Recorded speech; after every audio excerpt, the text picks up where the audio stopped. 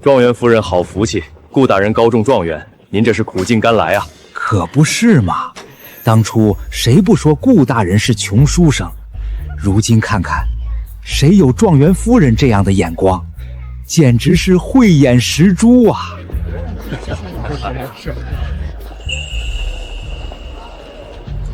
夫人，您怎么一个人在这儿迎客？状元郎呢？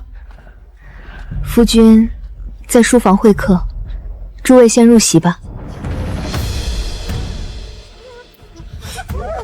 苏清河，凭什么你嫁给穷书生就能风光无限，而我嫁给王爷就要在王府生不如死？凭什么？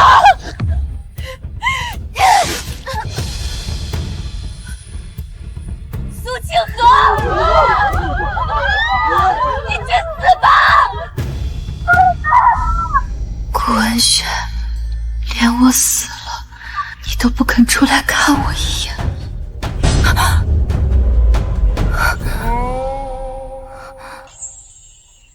这是苏府大厅，我明明被苏明月捅。母亲，你就成全我吧，让我和妹妹换嫁吧，我愿意嫁给那顾文轩。换嫁？顾文轩，上一世苏明月明明选了七王爷，婚后在王府受尽屈辱，怨了我一辈子，如今他竟要换成顾文轩。前世我是被苏明月杀死的，若他此生也要换嫁，那只有一种可能，他也重生了，他也带着前世的记忆回来了。明月，你疯了不成？那顾文泽是什么东西？穷酸书生一个，你去了就是受苦。七王爷虽体弱多病，可若是你嫁过去，以后就是享不尽的荣华富贵啊！母亲，你听我说，我是死过一次重生的人。上一世苏清河嫁给顾文轩，那穷书生后来高中状元，他风光无限；而我嫁给萧景生，那个病秧子，新婚夜就把我丢在新房，我在王府生不如死。母亲，你信我，这是老天给我重来的机会。所以我绝不会嫁给萧景元，我只有跟苏清源换亲，日后才会有享不尽的荣华富贵。若真如你所说，那苏清河真的愿意嫁过去吗？那七王爷名声确实不太好。果然是重生了。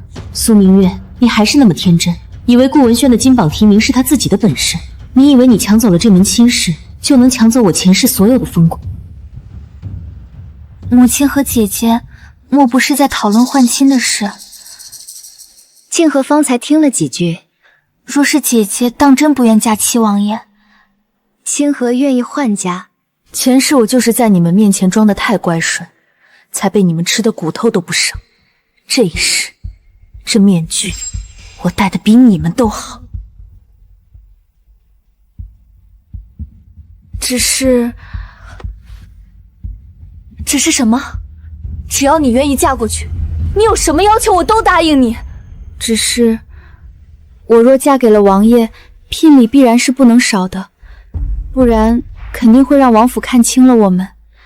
清河嫁过去必定会受苦。叫你嫁给王爷已是高攀，你莫非还想要明月的嫁妆？那可是嫡女的体面，你一个庶女配吗？既然母亲不用愿给清河添嫁妆，那换亲一事还是算了。清河不敢痴心妄想，还是让姐姐嫁去王府吧。3、2，等等，母亲，她想要嫁妆，给她便是了。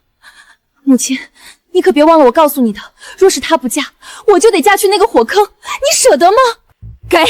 我给你就是了，只要你愿意嫁给七王爷，你想要什么我都给你。但是你记住，拿了这些嫁妆，你和苏家就再无瓜葛，嫁过去是死是活，都是你自己的命。那就多谢母亲和姐姐了。清河愿意嫁给七王爷。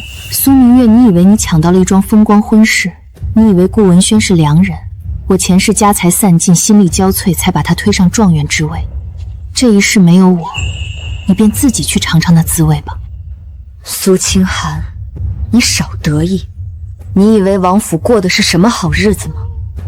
我等你被抛弃、被逼疯那天，你一个庶女，能比我风光到几时？真的回来了，这脸，这身子，都是15岁的模样。上天给我重来一次，不是为了让我再死一回的。小姐，您真要嫁过去，大小姐都不要的。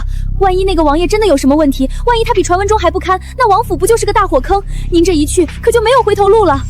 他不要的，未必是坏的。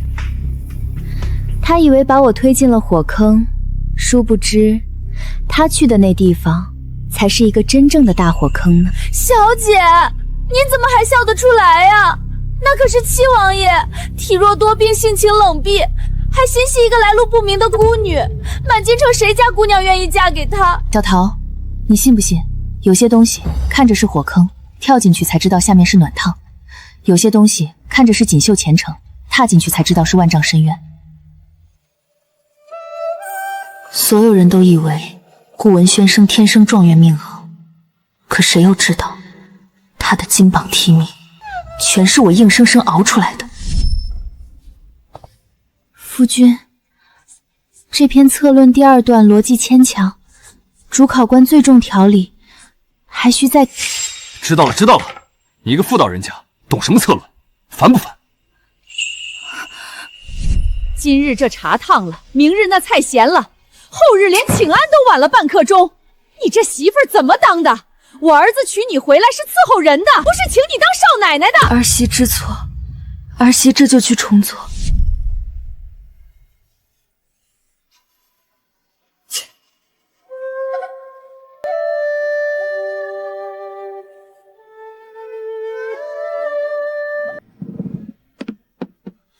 夫君，这是我们最后的私房了。你明日拜见礼部侍郎，记得拿去打点关系。行了，我有分寸，你回去睡吧，别在这儿碍眼。苏明月看着我那天是风光无限，所有人都以为我苦尽甘来，但他不知道的是，顾文轩早在前一天晚上就说要休了我。他说完那句话就摔门而去，留我一个人坐到天明。要不是怕同窗笑他攀了高枝就抛弃发妻，我连那场状元宴都不会出现在那里。那一刀他刺来的时候，我甚至觉得是解脱。如今苏明月自作聪明，拼死抢下这门烂亲，不过是重蹈我前世的覆辙。只是他比我更蠢，连一个愿意帮他熬灯油的人都没有。我倒要看看这一世没了我，顾文轩还如何考上状元了。没人给他改策论，没人拿私房钱替他打点，没人跪在顾母面前替他挡那些刻薄话。他顾文轩不过是个眼高手底的庸才罢了。小姐，府里下人把大小的嫁妆长都抬过来了，奴婢数了数，整整88台，金银珠宝、绸缎布里、古董字画，满满当当，锁扣都是鎏金的。父亲还真是偏心啊！前世我身为庶女出嫁，嫁妆寒酸的连下人都在背后笑话，而苏明月的嫁妆竟如此丰厚奢华，88台，苏家大半的家底，怕是都在这里了。也好，这些本该属于嫡姐的荣华，今生尽数归我。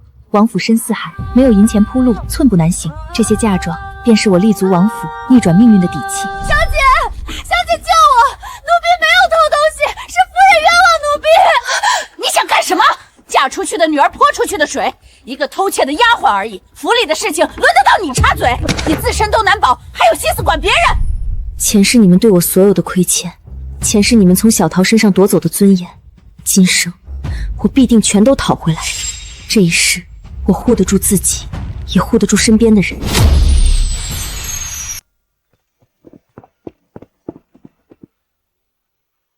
换得好，那苏明月自幼被苏家娇惯坏了，性子嚣张跋扈，眼皮子又浅。若真嫁入王府，后宅必定鸡飞狗跳，撑不起主母的体面。倒是那个庶女苏清河，我听说她性情温顺，在苏家从不与人争抢，是个沉得住气的。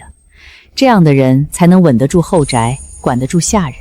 景渊那孩子身边缺的就是这样一个清醒人。老奴瞧着也是，那位苏二小姐虽说庶出，但行事有度，眉眼间没有半分浮躁。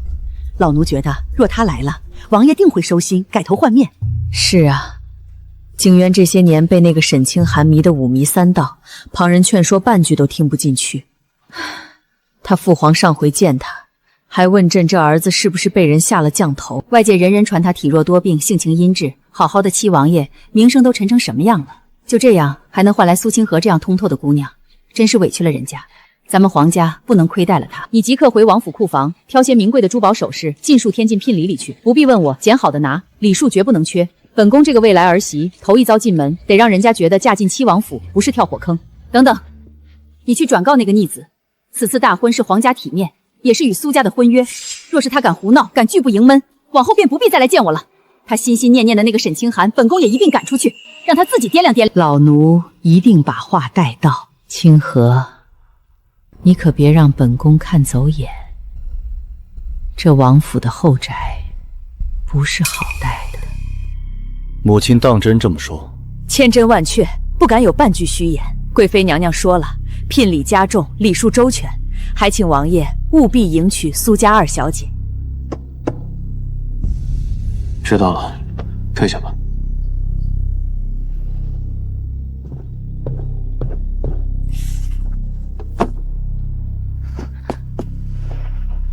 王爷，您若迎娶了苏小姐，会不会赶我走？清寒也不求名分，只求能一直陪在王爷身边，请王爷不要赶清寒走。没事的，清寒，就算王妃入府，本王也定会护好你，绝不会让你受委屈。我相信王爷。清寒，这就去准备礼物送给王妃姐姐。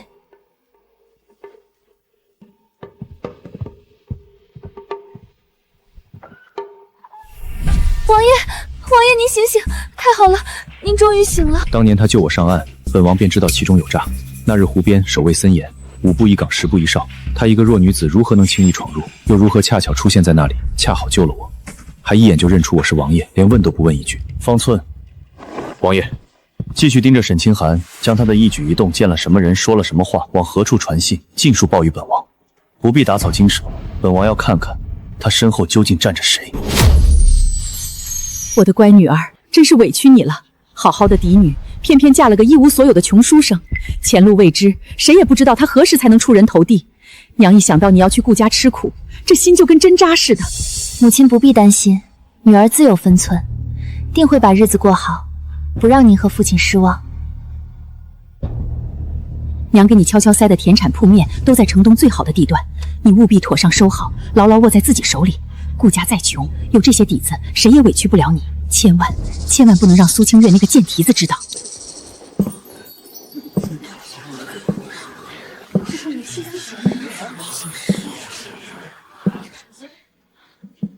妹妹今日与我一同大婚，可真是天差地别呀！这都吉日了，也没见王府送来半分聘礼，看来王府根本就没把你这新王妃放在眼里呢。往后入府，怕是难有体面。聘礼不过是身外之物，本就不值一提。王府尊贵，从不缺那些浮华表象。姐姐与其操心我的事，不如好好忧心自己的前路，别到头来一场空欢喜。你放肆！你以为嫁入王府就能过上好日子？一个病秧子王爷，一个来路不明的孤女，等着往后守活寡吧，有你哭的时候。七王府聘礼到。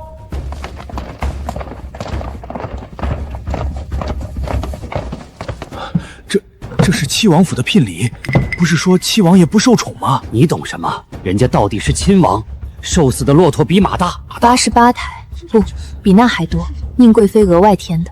苏明月，你看到这些，心里是什么滋味？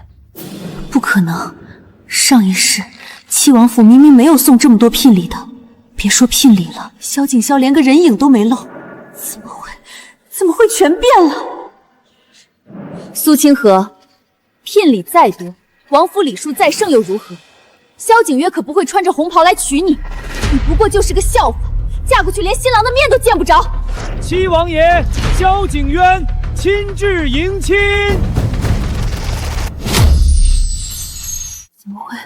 怎么会？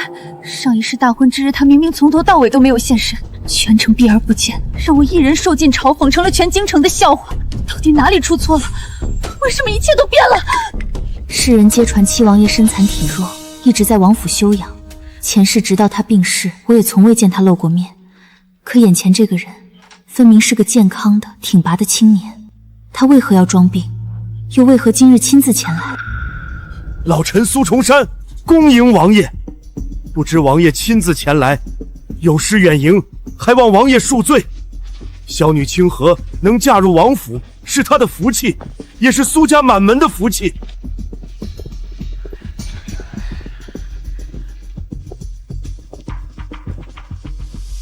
你就是苏清河。民女正是。走吧，莫误了吉时。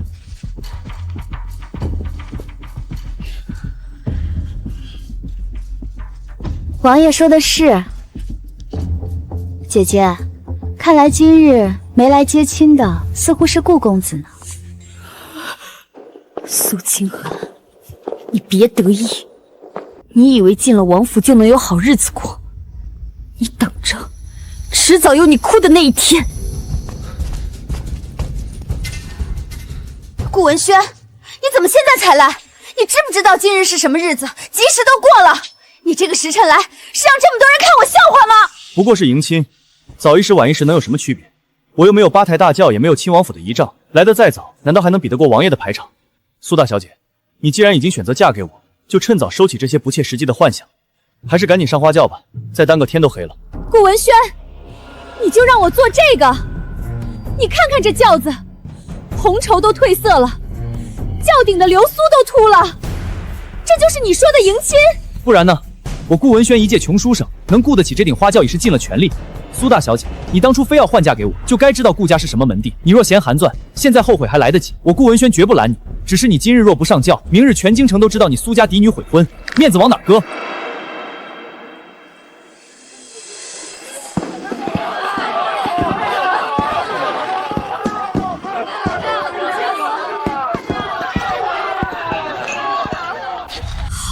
顾文轩，这就是你对待妻子的态度吗？你别忘了，我苏明月是下嫁，是下嫁到你顾家的妻子。你我心知肚明，这场婚事是怎么来的。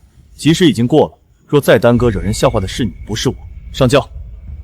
苏清寒，今日之辱，他日我必加倍奉还。这一世，我苏明月绝对不会输，我才是那个笑到最后的人。你给我等着！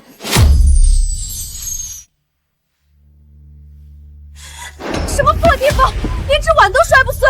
苏清寒也真是贱命，上一世他是怎么在这种地方活下来的？这样的地方他居然能住好几年，竟然连个瓷碗都用不起！我堂堂苏家嫡女，嫁妆丰厚，却要在这个猪圈一样的地方受气！顾文轩呢？他是不是故意把我晾在这里？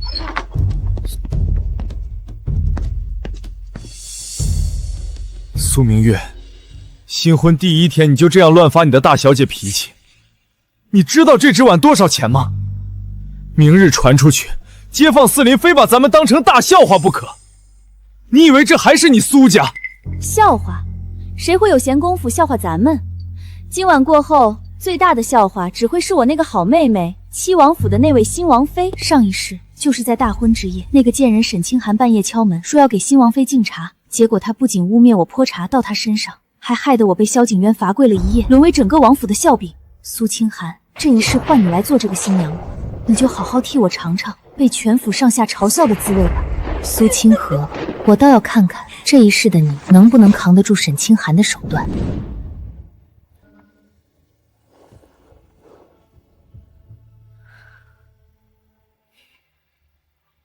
王爷，沈姑娘在外求见，说是要给王爷和王妃道喜。大喜之日，哪有将人拦在门外的报复？请沈姑娘进来吧。让她进来。清寒给王爷王妃请安。今日是王爷与王妃大喜，清寒没有什么贵重之物可送，便备了2杯敬茶，恭贺二位。愿王爷王妃百年好合。清寒自知出身卑微，不敢与王妃争辉，只求王妃念在清寒陪伴王爷多年的情分上，允清寒在府中有个栖身之所。清寒愿意一辈子做牛做马，伺候王妃和王爷。伺候？你做牛做马是假，搅得王府鸡犬不鸣是真。一来便跪，一跪便哭，3句话不离，陪伴多年。这是在提醒我，你比我先来，还是警告我，你在我之前便已占了位置？沈姑娘快起来，地下凉，跪坏了身子可怎么好？沈姑娘小心些，这茶水滚烫，若是泼在身上，怕是要烫出水泡的，到时候留了疤，可就不好了。动作干净利落，反应快过常人。一个深闺庶女，不该有这样的身手和镇定。看来我这个新王妃确实不简单。王妃误会了，清寒不是故意的，清寒只是手滑，怕茶水溅到王妃身上，才想躲开的。是清寒笨手笨脚，请王妃责罚。沈姑娘如此激动做什么？既然你这么想留在王爷身边，情深意重，那不如就请王爷纳沈姑娘为妾室吧。今日是新婚之夜，正好双喜临门，沈姑娘也不必再这般提心吊胆的求我容你，名正言顺，岂不美哉？做妾不行，我若是做了妾，事后行动处处受限，连出入都要报备，递话都要过人手，还如何传递消息完成任务？这个苏清河，他是在断我的路。不可能，清寒是本王的救命恩人，对王府有大恩，他性情高洁，绝不为妾。王爷说的对，虽寒出身卑微，但也有一身傲骨。清寒宁愿一辈子无名无分的陪在王爷身边，也绝不愿为人妾室。妾室二字，清寒担不起，也不愿。救命恩人，性情高洁，一个甘愿无名无分住在王府的孤女，却在被提下妾时满口傲骨。这主仆二人唱的是哪一出戏？一个不想给名分，一个不想要名分，有意思。沈姑娘既然对王爷情深意重，王爷又这么看重你，不愿委屈你做妾，那你确实不该自降身份。不过，沈姑娘今年也该及逼了吧？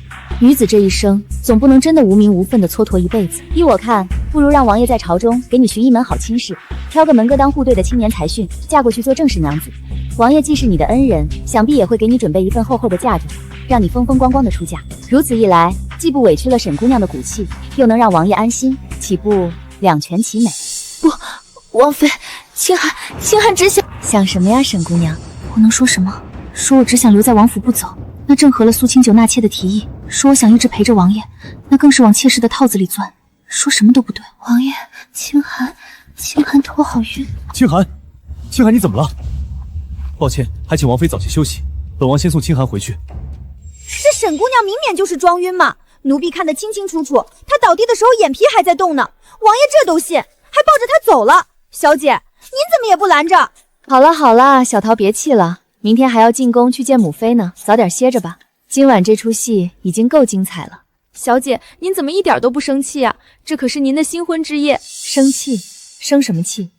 今晚这新房该走的人走了，该留的人留了，干干净净，正合我意。沈清寒装晕的时机掐得那么准，萧景洲配合的也够默契。这俩人一个在演戏，另一个在搭台。萧景洲，你究竟藏着多少事？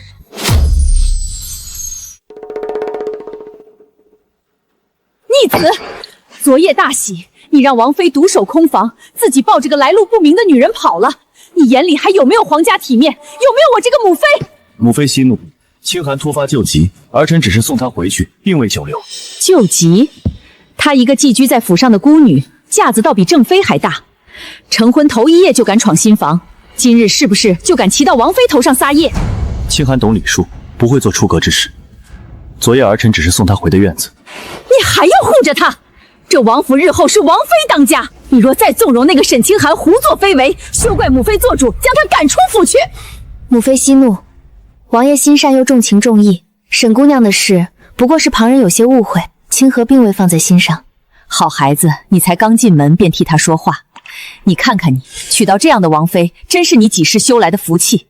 母妃教训的事，儿臣知错。行了，你站在这儿碍眼，退下吧，我有话要与王妃说。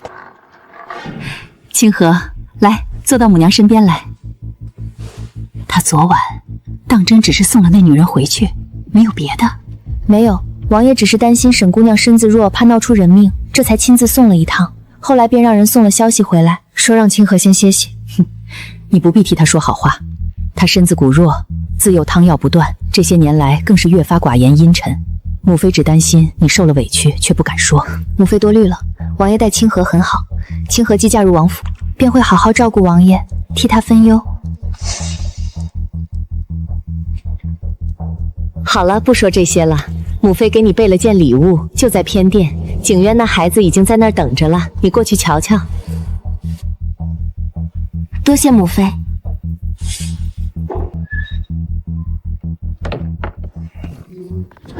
王妃请。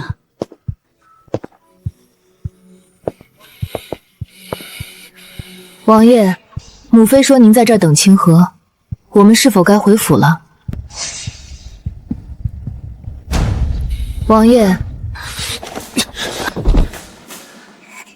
是你下的药。什么药？再不说实话，本王杀了你！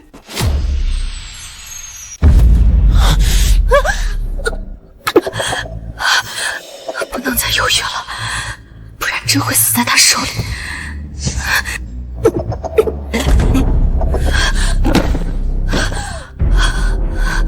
明天脖子上要有淤青了，还好将他砸晕了，不然今日真要被他活活掐死。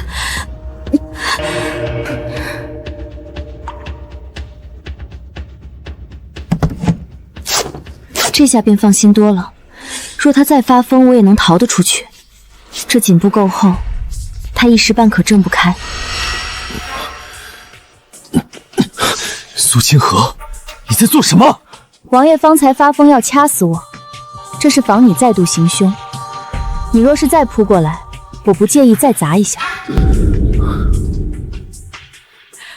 王爷，这是贵妃娘娘特意为您准备的，对身子好，您快趁热喝了。娘娘说您今日务必把这碗药喝了，否则她心里不踏实。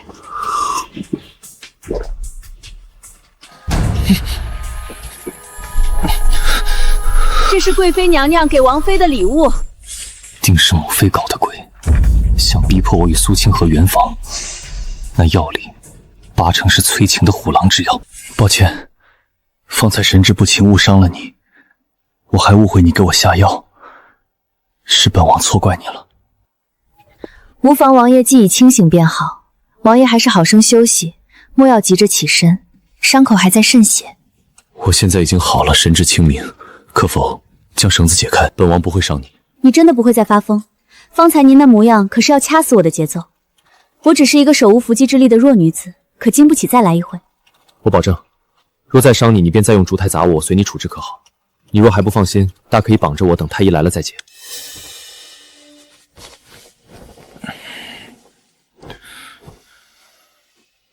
疼吗？死不了，王爷不必放在心上，比这重的伤我也受过。你且在此稍后，本王出去一趟。此事，本王会给你一个交代。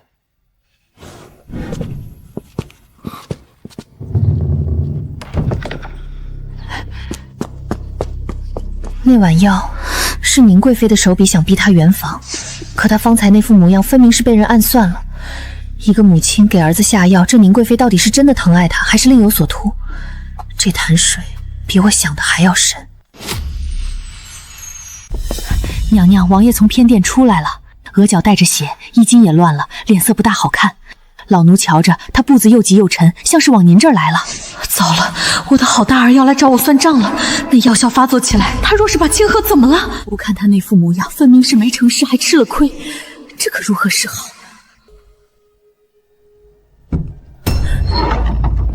母妃，月儿啊，我这不是为了你好，你瞧瞧你这些年被府里那个小狐狸精迷得五迷三道，外面都在传你新婚夜丢下王妃去寻那孤女，你叫清河今后在王府怎么做人？你但凡还有点良心，今日便在宫里与清河圆房。娘娘，您先冷静些，事情不是您想的那样。您给儿臣喝的到底是什么？不是我想的那样，那是哪样？你倒是说说为什么不和清河圆房？那药怎么了？那是母妃精心为你备的补汤。你身子骨弱，喝一碗怎么了？贵妃娘娘，王妃在外求见。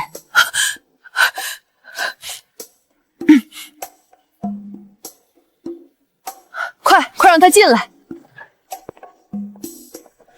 儿媳给母妃请安，母妃万安。清河来了，快上前来，让母妃好生看看。月儿，你是不是又欺负清河了？你竟对妻子下这么重的手！母妃误会了，是儿媳不小心磕的，与王爷无关。真的是儿媳自己没站稳，撞在了床柱上。不小心？你当母妃是3岁儿童吗？那分明是旨意。萧景渊，你今日若不给我说清楚，我这就去禀告你父皇，说你苛待王妃，到时候看你怎么收场。行，听母妃安排，儿臣定会好好待他。这才是母娘的好儿子。清河委屈你了，母娘替你做主，她不敢再欺负你。刘嬷嬷，快去再给王爷和王妃准备一盅补汤。人参、鹿茸都放足了，今日他们不回府了，就在本宫这儿歇着。母妃，怎么，你有意见？你若是敢踏出这寝宫半步，本宫明日就下旨将那沈清寒发派到庄子上，永世不得踏入京城。你信不信本宫说得出做得到？儿臣不敢。看来今日这位王爷是逃不掉了。宁贵妃这招以退为进，软硬兼法，用的真是炉火纯青。不过这补汤还是别再喝为妙。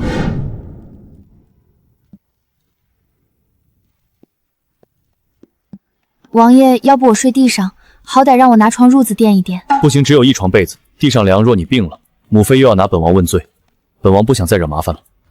那就只能一起就寝了。但本王奉劝你不要对本王有任何非分之想。今日之事是母妃的安排，你我都是被算计的，莫要当真。是，王爷放心，我知道你心里只有沈清寒，容不下别人。我对王爷你也没兴趣，我保证绝对不会越过去的。王爷睡那边，我睡这边，互不侵犯。不说话的时候还挺好看。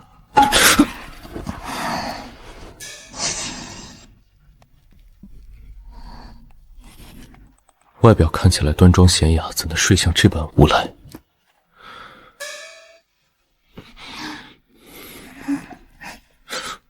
明日若他知道了，怕是要羞得钻地洞。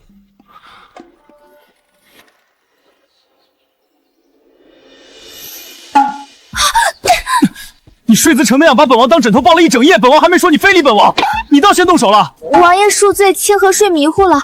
平日里一个人睡惯了，实在不知道会这样。王爷没受伤吧？罢了，再有下次，本王将你绑了扔去柴房，让你抱着柴火睡。是，绝无下次。时辰也不早了，王爷，我们该回府了。母妃那边也该去告个别。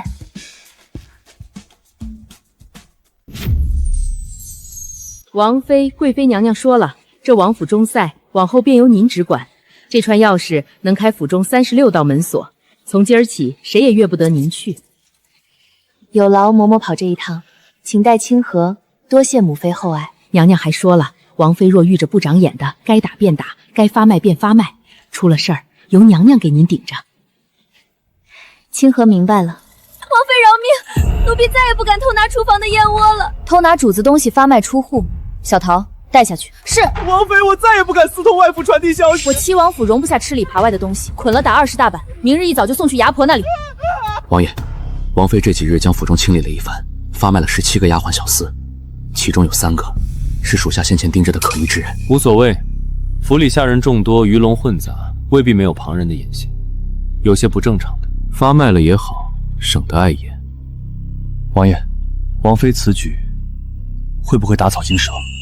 他比我想象的要聪明，由着他去，正好替本王清理门户。我先前安插在府中的2个耳目被苏青雨一并拔除了。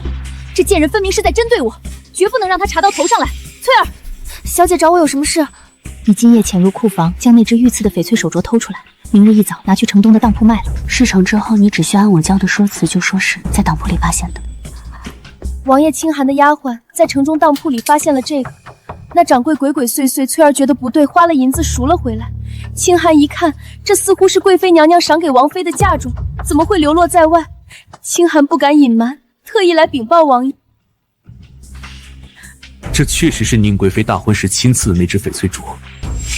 好得很，本王倒要问问他苏清河究竟有多大的胆子，竟敢变卖御赐之物。王爷今日怎么有空来？苏清河，你竟敢将母妃赐的御赐之物拿去典当，你可知这是杀头的大罪？王妃姐姐，你若缺银子，跟王爷说便是，怎能做出这等事来？这若是传出去，王府的颜面何存？王爷仅凭一只镯子就认定是清河所卖，人赃并获，你还想狡辩？看来这管家权你是不想要了。我倒要看看这回你还能如何脱身。管家权这回你是交定了。王爷真正的在这里。近日整顿王府，清河怕有下人心生不满，去库房偷盗御赐之物，所以早就将珍品尽数转移藏好，留下的不过是仿制的赝品，只为引人耳目，揪出那藏在暗处的鬼罢。王爷，我根本不知情，你要信我。这定是当铺的掌柜使的家，清寒也是被骗了的。既然此事与沈小姐无关，那便是这丫鬟偷盗未遂，还妄图栽赃给主母。按府中规矩，立刻发卖，以儆效尤。王爷，这丫鬟跟着我多年，情同姐妹，求您开恩，不要发卖她。清寒愿意替她受罚。奴婢只是发现了镯子，并未偷窃，王妃饶命啊！当典当铺的掌柜是吃闲饭的，怎会有人拿着假镯子去典当？不被当场识破，还卖给你换银子？你当本王妃是3岁孩童吗？偷盗主家财物，又妄图诬陷主母，罪加一等。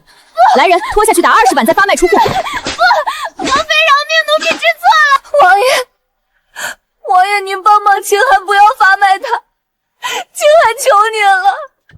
早就想铲除沈清寒身边这些心腹，好借机安插自己的人手。苏清河真是帮了我个大忙。清寒，我知道你重情义，可你身边有这么个手脚不干净又会搬弄是非的丫鬟，本王实在不放心。这样吧，等会儿本王亲自去给你挑几个伶俐乖巧、身家清白的考好。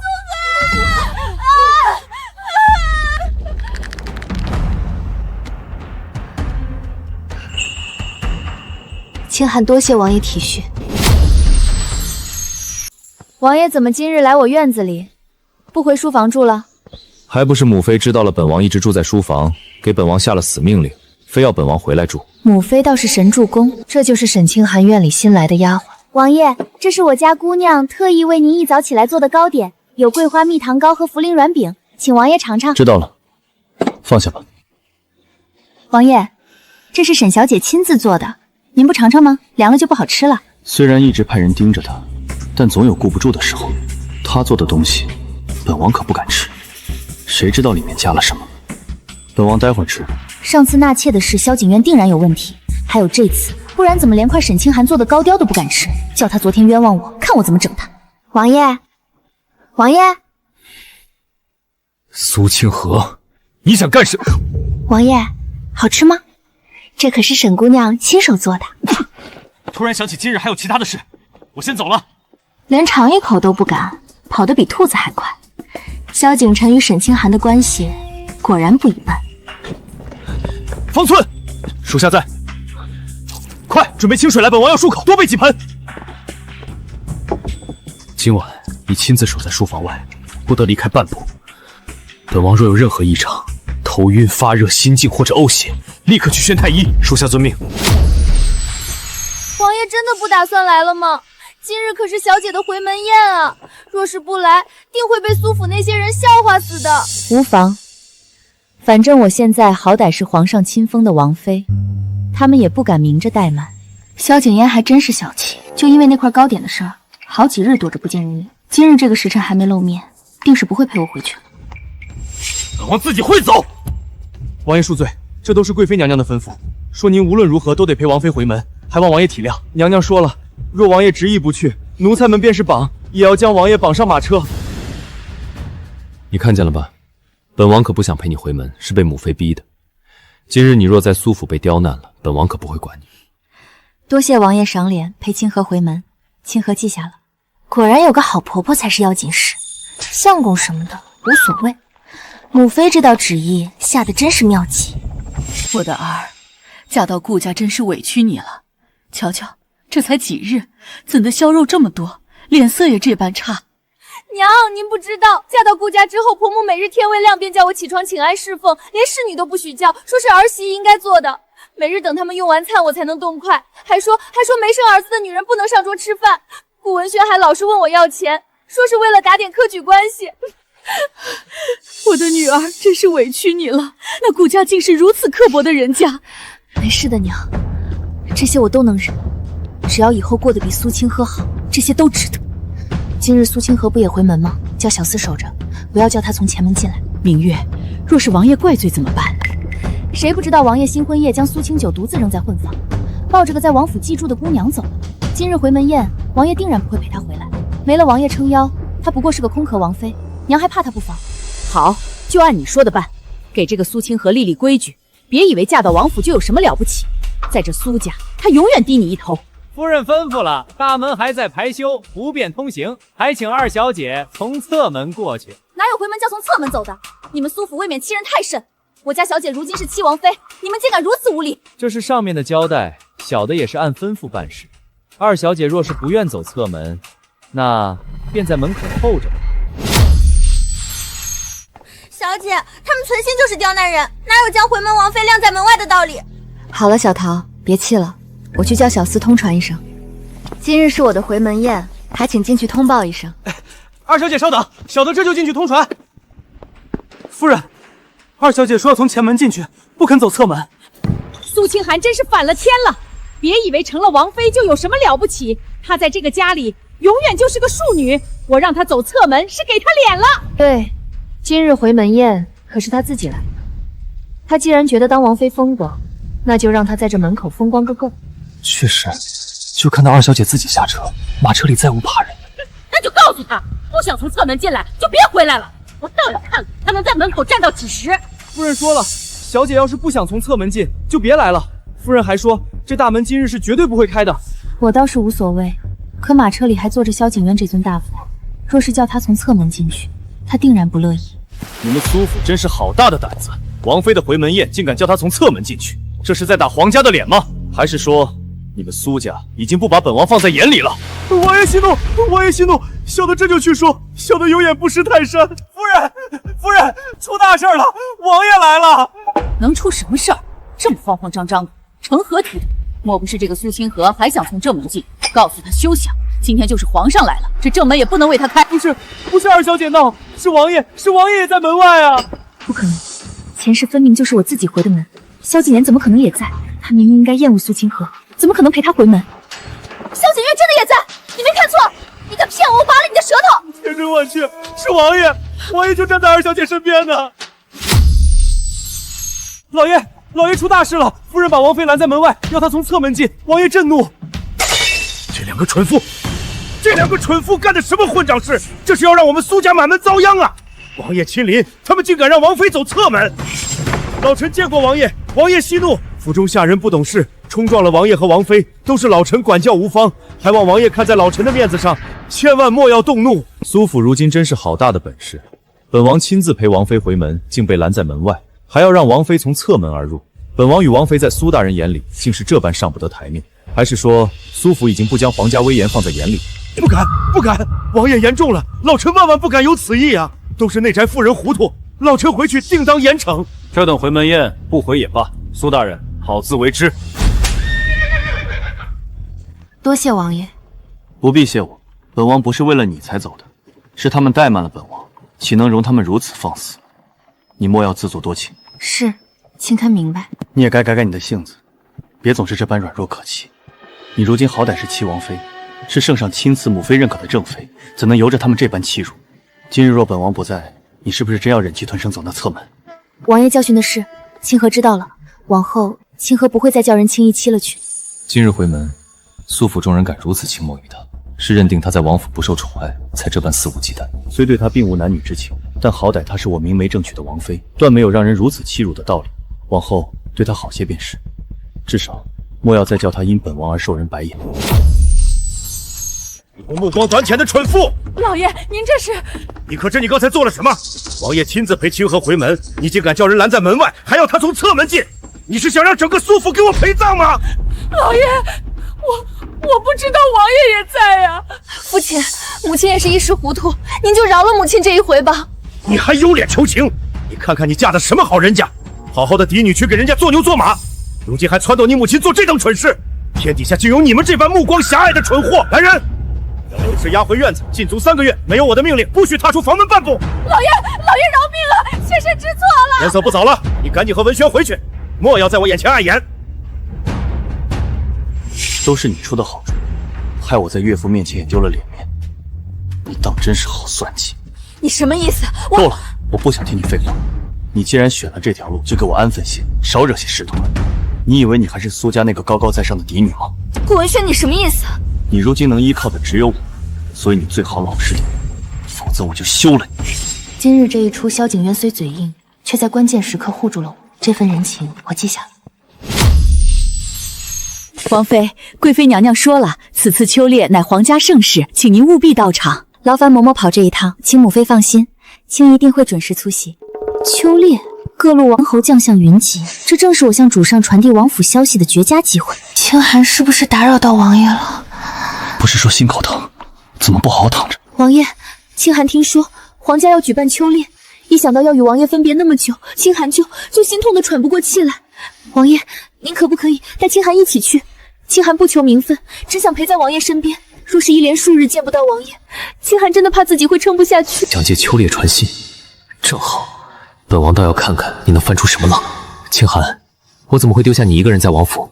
放心，就算母妃不同意，我也会带你一起去。你且安心养身子，莫要多想。真的吗？谢谢王爷。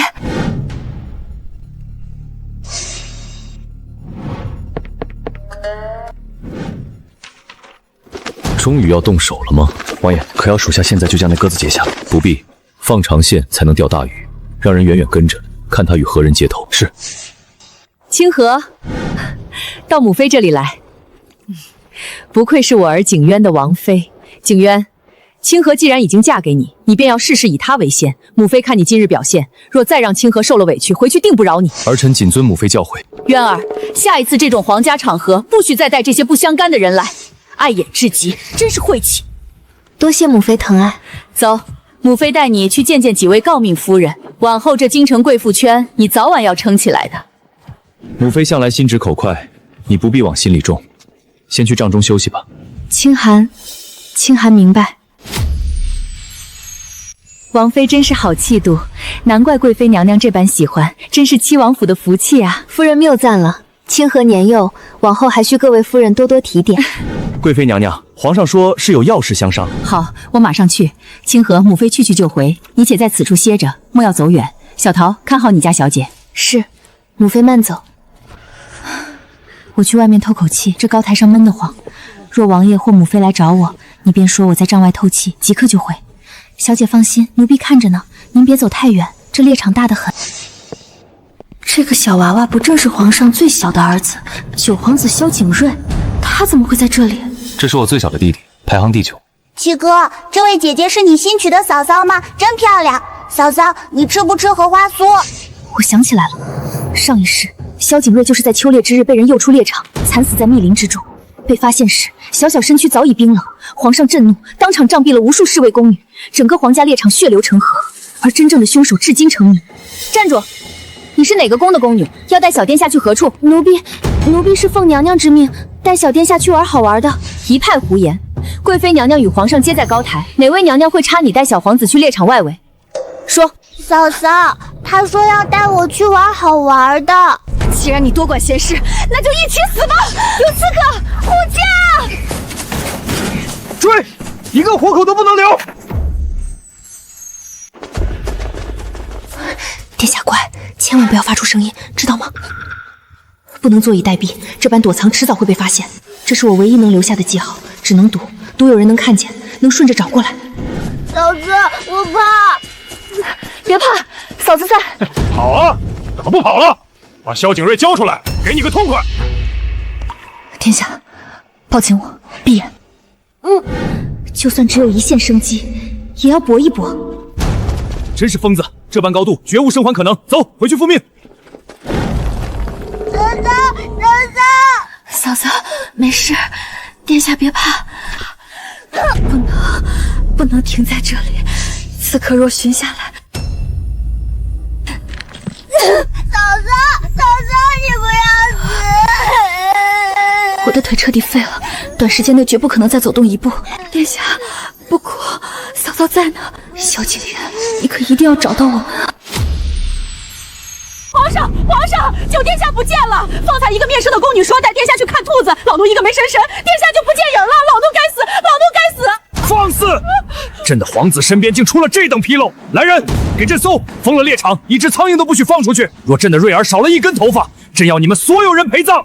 王爷，属下去东边林子里查。快去！王爷，我家小姐也不见了，是说去帐外透口气，可去了快半个时辰，奴婢找遍了周围都没找着。你说什么？王妃也没了？是，奴婢该死，没有看好小姐。小皇子失踪，王妃也失踪，这绝非巧合。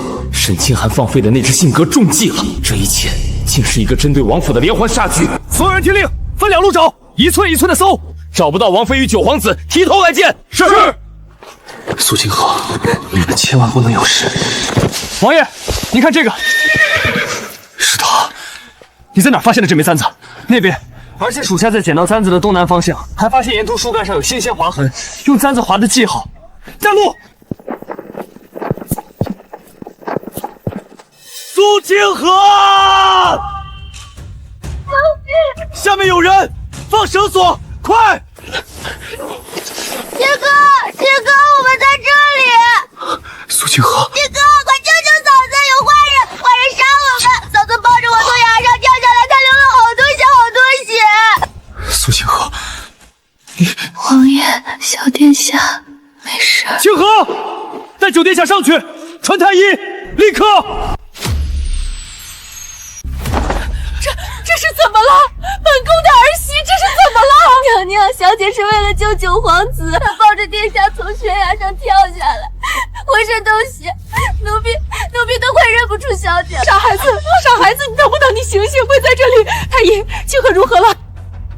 王妃虽说伤势骇人，但晚幸并未伤及脏腑，左腿腿骨断裂之处被王妃提前复位，虽未完全正位，却保下了经脉。臣等已重新接骨固定，其余皆是皮外伤，失血虽多，只需好伤静养，月月便可痊愈，不会留下病根。阿弥陀佛，老天保佑，清河这孩子福大命大。小姐，你终于醒了，你吓死奴婢了。清河，你可算醒了，还疼不疼？有没有哪里难受？母妃，小桃，我没事，让你们担心了。我就知道你一定会来救我们的。下次莫要再做这般危险的事了，大家都很担心你。来人，将九皇子好生护送回皇上帐中，都管自己的嘴，不准将帐内情况透露半个字。废物！本王精心布局，本想借那小皇子之死嫁祸狗妻，引父皇震怒彻查王府，一举拔了这颗眼中钉。没想到竟被一个女人坏了大事。属下该死，是属下低估了那苏清河，她竟敢抱着九皇子跳崖。跳崖？一个弱女子为了保护那小野种，竟能从本王死士的刀下逃脱，还真是情深意重啊！殿下，需要属下趁着她重伤，要了她的命。现在动手太引人注意了。拿着，这是蛊哨，只需在月圆之夜吹响，便可催动萧景渊体内的蛊虫。哼，那个蠢货至今还以为自己是中了什么奇毒，才导致体弱气虚、不良于行，殊不知那是本王亲手种下的蛊。这些年他喝的解毒汤药，不过是给蛊虫添了些养分，越补越旺。属下遵命，请殿下放心，属下必不辱使命。小姐，你要不再休息几日？当时受了这么严重的伤。好了，小桃，我真的已经好很多了。宁贵妃这些日子遣人送来了不少百年人参、天山雪莲，有这些补药，小姐的身体早就好了。小姐，下回不要干这么危险的事了，快要吓死小桃了。好，下次一定不叫咱们小桃担心了。景渊哥哥，秋猎那日，我真的被吓坏了，都怪清寒没用。若那日我一直跟在姐姐身边，姐姐也不会受伤，都是清寒的错。清寒，这怎能怪你？别胡思乱想，好生休息。本王不怪你，这只是一个意外，莫要把错揽在自己身上。景渊哥哥真的不怪清寒吗？有了景渊哥哥这句话，清寒就放心了。那王爷今晚留下来陪陪清寒可好？本王还有公务要处理，等本王处理完再来陪你可好？好，清寒恭送王爷。王爷，来人，快传太医！王爷脉象紊乱，气血翻涌，似是有旧疾复发之症。可是秋猎过度劳累，加之近日操劳，才会如此。快，即来让王爷服下，先稳住心脉再说。王爷，这不对，为何服了补药，病情反而加重了？让开！太医，王爷这不是中毒，也不是旧疾复发，他是中蛊了。中蛊？王妃何出此言？老臣行医数十载，从未见过如此症状。我幼时曾偶遇一位江湖游医，那游医见我聪慧，曾传授我一些旁门医术，其中便有蛊毒之术。中毒者吐出的血虽暗，却不及这般浓稠乌黑，且无此腥臭。蛊虫吸血而生，以精气为食。若此时再服大补之药，无异于火上浇油，只会让蛊虫更兴奋，啃噬脏腑。这可如何是好？老臣对蛊术一窍不通啊！去禀报贵妃娘娘和皇上，给我准备一套银针，再叫小桃去厨房取一块新鲜的生肉来，越快越好。王妃，都准备好了。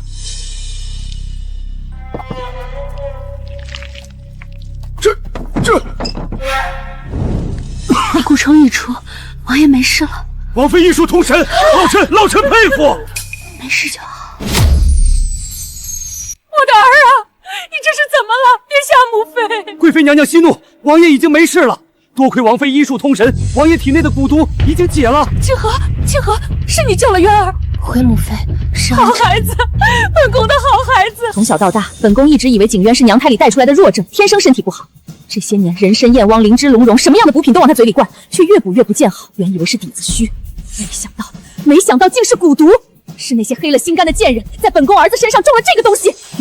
母妃，此蛊名为噬心蛊，与寻常毒药不同，它平日蛰伏于血脉之中，极难察觉，只会让中蛊者显得体弱气虚，如同天生不足。下毒之人若是不催动，便如同无物；可一旦催动，便是致命杀招。这次王爷突然呕血，显然是有人在背后故意为之，想要王爷的命。竟是如此，竟有人敢谋害皇嗣！母妃，此事牵涉甚广，且对方在暗，我们在明，切不可打草惊蛇，还请母妃先不要声张。都给本宫听好了，今日之事，若敢向外吐露半个字，本宫定叫他全家陪葬。奴才遵命。渊儿，你醒了，你可吓死母妃了！太医说你快不行了，母妃这颗心都要碎了。叫母妃忧心了，儿臣现在好很多了。清河，都下去！没有本宫的命令，谁也不许进来。清河，你过来说话。王爷，蛊毒虽已解开，但您自幼被这蛊虫吸食精气多年，身子亏空厉害，还需好好静养，切不可再操劳动怒。清河，谢谢。母妃，王爷这蛊毒是自幼便种下的。这些年那下毒之人并未催动蛊虫，只是让他慢慢吞噬王爷的元气，叫王爷看起来像是先天不足。可今日却不知为何，对方突然催动了蛊虫，这才导致王爷骤然吐血，命悬一线。请母妃与王爷日后务必小心身边人。本宫明白了，清河，多亏有你。清河，小姐，小桃，快扶你家小姐回去休息。小姐，咱们回去，奴婢扶着你。儿臣告退。小姐，您吓死奴婢了。您自己的伤还没好全呢，怎么能为了王爷这般拼命？万一您有个三长两短，奴婢也不活了。我明明记得王爷病逝明明是2年后，看来他们提前动手了。小桃，往后的日子我们要更加小心，这京城怕是要变天了。小姐去哪儿，奴婢就去哪儿，奴婢一定护着小姐。母妃，您先回宫吧。夜深人静，您在王府逗留太久，难免引人猜忌。儿臣现已无大碍，若叫有心人瞧出端倪，反倒打草惊蛇。你说的对，母妃此事确不宜久留。月儿，你务必好生将养，母妃改日再来看你。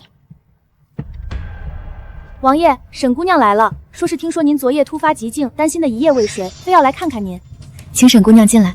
王爷，清寒听说您突然吐血，险些就……清寒担心的整宿没睡，可爱贵妃娘娘在，清寒一直不敢来打扰。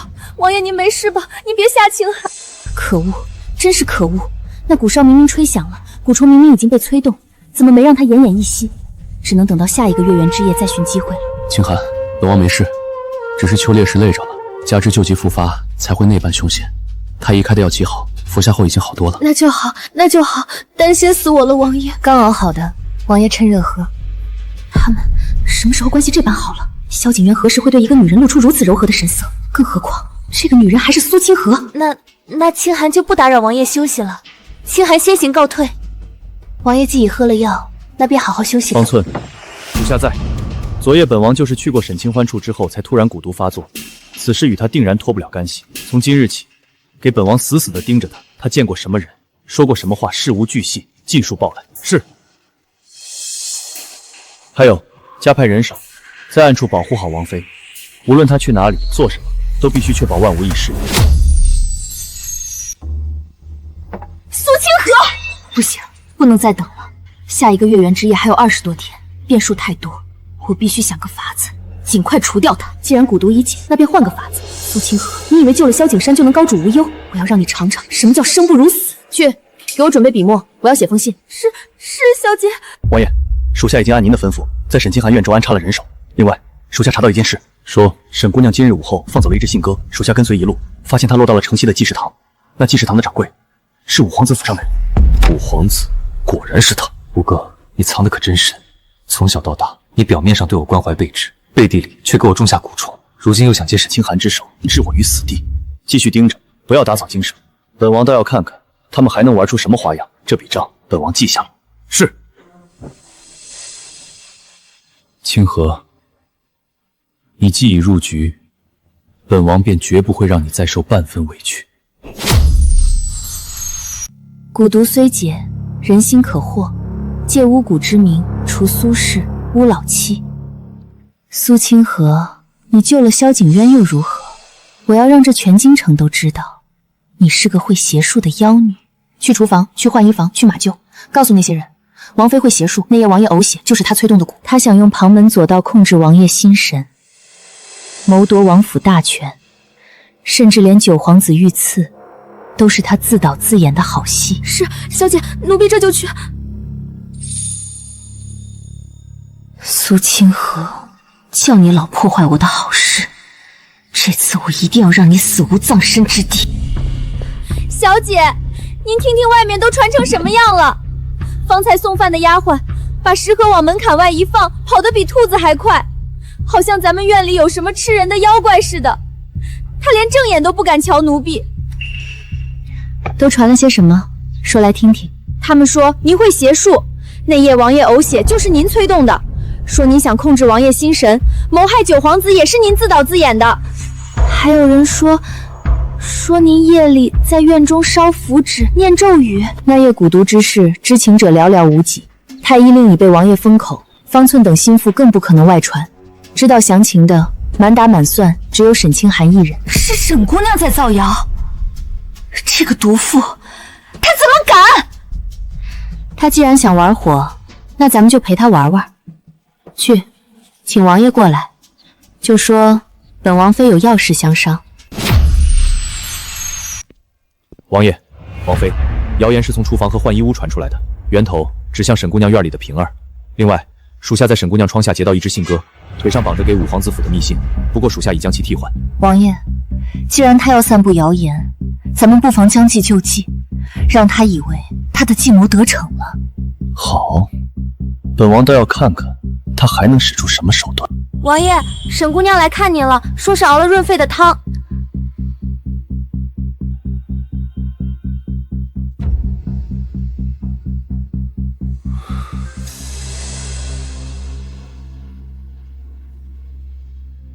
王爷，清寒听说您昨夜又渴了，特意熬了百合雪梨汤。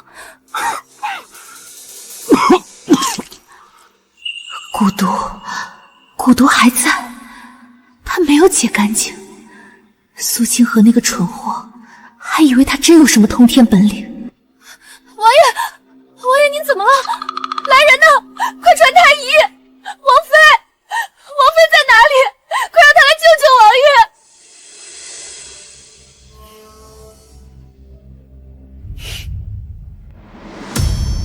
蛊毒未清，萧景渊的蛊毒根本就没解干净。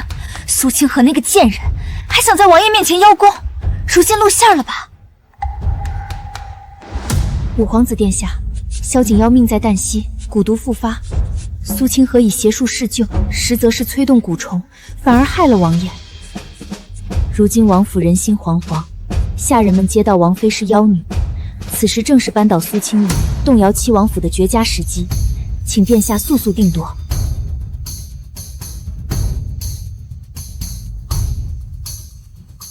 苏清河，这次我要你死无葬身之地。王妃，贵妃娘娘听闻府中有些不堪的传言，特命老奴来问个清楚。如今外面传得沸沸扬扬，说您用邪术谋害王爷，控制王爷心神，这等诛心之论，王妃作何解释？嬷嬷明鉴，清河行得正，坐得端。那夜我王爷旧疾复发，清河以银针施救，太医令有目共睹。如今王爷的脉案还留在府中，若母妃不信，大可请太医令来验。清河可曾碰过半点邪物？清河若有一句虚言，愿受任何责罚。这老奴自然信王妃的为人，只是这谣言传得邪乎，连宫中都有耳闻。嬷嬷清河斗胆猜，这谣言来得蹊跷，王爷病重，有人想趁乱生事，借清河之手扰乱王府，甚至牵连七王府与贵妃娘娘。还请嬷嬷回禀母妃，切莫打草惊蛇。清河自有打算，定会将那幕后黑手揪出来。王妃聪慧，老奴明白了，这就回宫禀报贵妃娘娘，让她莫要轻举妄动。王妃自己也要多加小心。王爷您这病一日重过一日，清寒看着心都要碎了，可是王妃照顾不周。清寒听说他那些医术都是些乡野旁门左道，说不定就是那些……沈小姐这是在怀疑本王妃用邪术害王爷。清寒不敢，清寒只是担心王爷。王妃医术高明，清寒怎敢质疑？清寒莫要胡说，王妃是为了救本王，才耗尽了心力。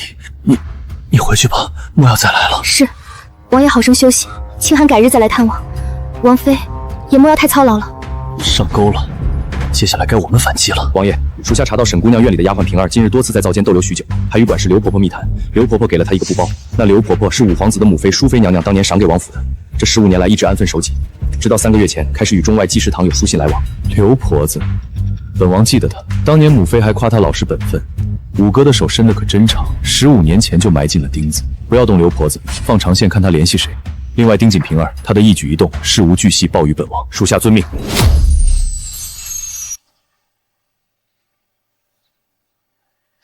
春杏，你留下，回去当差吧，莫要误了时辰。王妃饶命！王妃饶命！奴婢什么都不知道。说吧，谁让你传那些话的？你若老实交代，本王妃饶你不死；你若嘴硬，这王府里发卖一个丫鬟不是什么难事。是沈姑娘院里的平儿姐姐，3日前她给了奴婢2两银子，让奴婢在换衣房说王妃会邪术，那夜往王爷呕血是王妃冲的，奴婢一时鬼迷心窍，求王妃饶命啊！好个沈清寒，自己心肠歹毒，还要诬陷我家小姐！果然是他，人证有了，接下来该收网了。我等了3日，谣言已传得满城风雨，连王府外的茶楼酒馆都在议论七王妃会邪术，不能再等了。萧景琰撑不了几日，必须在苏清河反应过来之前给他致命一击。我要让他身败名裂，被千夫所指。去，准备笔墨，我要写举报信。明日一早，你亲自送去京兆尹府，就说我沈清寒实名举报七王妃苏清河行巫蛊之术，谋害亲夫。记住，要当着百姓的面递状子，闹得越大越好。小姐，这可是要闹上官府的，万一查出来……快去！哪有万一？苏清河那个妖女死定了！沈清寒已经写好了举报信，命平儿今日卯时送去京兆尹府。算算时辰，京兆尹此刻应该已经看完状子，准备带人上门了。来得正好，网张了这么久，终于有鱼要撞进去了。都安排好了？王妃放心，属下已按您的吩咐，在院中桂花树下埋下了东西。另外，春燕已被属下妥善安置，随时可做人证。刘婆子那边也有人盯着，她怕跑不了。王爷，今日这出戏您可得演到底。京兆尹来了，您千万不能露面。本王这病怕是要再装几日了，你万事小心。这是能让脉象紊乱的药，王爷含在舌下，太医也斩不出真伪。若有人非要闯进来查探，王爷便咬破这药丸，片刻即可生效。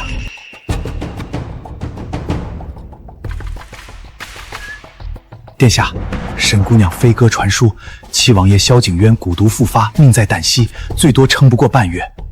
苏清河那个贱人不是自诩医术通天吗？怎么解了蛊毒还能复发？据沈姑娘所言，那夜萧景渊呕血不止，血中泛黑，与蛊毒发作时的症状一模一样。苏清河所谓的解毒，不过是障眼法。好得很，老七啊老七，你也有今日。明日本王亲自去七王府探病，一来确认虚实，二来推沈清寒那把火。殿下英明，只是七王府如今戒备森严，王爷此去恐有凶险。凶险？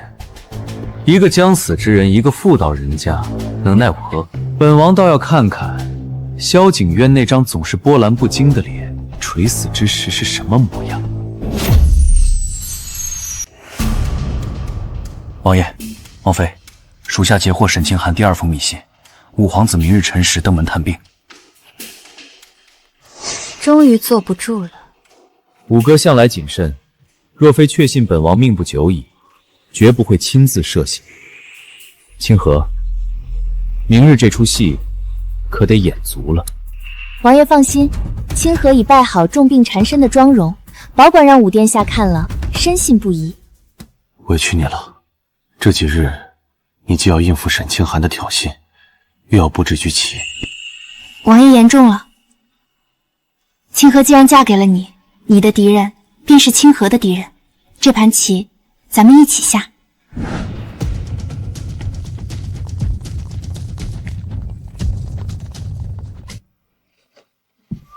七弟，听闻你病重，为叔心急如焚，特来探望。这些补品都是宫中御赐的千年人参、天山雪莲，你且收下，好好调养。五哥，劳你挂心了，小弟这身子怕是不中用了。王爷，您慢些，我要激动。七弟，你这是怎的了？前几日不是还好好的吗？果然是要死了。这脉象，这气色，做不得假。苏清河，你也有今日。七弟，你且安心养病，为兄这就去求父皇，召天下名医来为你诊治。不必了，五哥，小弟心中有数。七弟妹医术高明，竟能解蛊毒，真是奇女子。只是这旁门之术难免引人非议，为兄也是担心七弟这病是不是被什么邪术反噬了。武殿下谬赞了，清河不过是幼时跟游医学了些粗浅医术，哪敢称高明。倒是武殿下似乎对蛊毒知之甚详，连反噬这等说法都知道。清河倒是头一回听说。为兄也是听太医们议论，略知一二。七弟妹不必多心。原来如此，清河还以为是武殿下亲自去过南疆，见识过真正的蛊毒呢。七弟妹说笑了，为兄一个皇子去那蛮荒之地作甚？对了，我府中还有事，等改天再来看看七弟。殿下，王爷他究竟如何了？老七活不过半月了，那脉象那气色做不得假。苏清河那个蠢货还以为他真有什么通天本领，不过是个江湖骗子。那接下来，明日你便以知情者身份去京兆尹举报苏清河行巫蛊，届时本王会安排人在朝堂上弹劾，一举拔出这个钉子。等老七已死，七王府群龙无首，本王再收拾残局，顺理成章。是，清寒定不辱使命。苏清河那个贱人，清寒要他死无葬身之地。五哥果然沉不住气了。清河，明日京兆尹来人，你只管配合，剩下的交给本王。王爷放心，清河已备好礼物，定让武殿下惊喜。这锦盒中是武皇子府的贴身玉佩，清河已命人仿造了沈清寒的笔记，写了密信，明日便是收网之时。委屈你了，这几日你既要装病，又要应付沈清寒的挑衅。王爷，清河不委屈，只要能除了这五皇子，清河做什么都愿意。苏清河，今日便是你的死期。小姐，您真要去京兆尹府？怎么，你怕了？奴婢只是担心，万一查出来。哪有万一？萧景渊活不过半月，苏清河那个妖女死定了。快去准备笔墨，我要写举报信。记住，要写得声泪俱下，要让全京城的人都知道苏清河是个会邪术的妖女。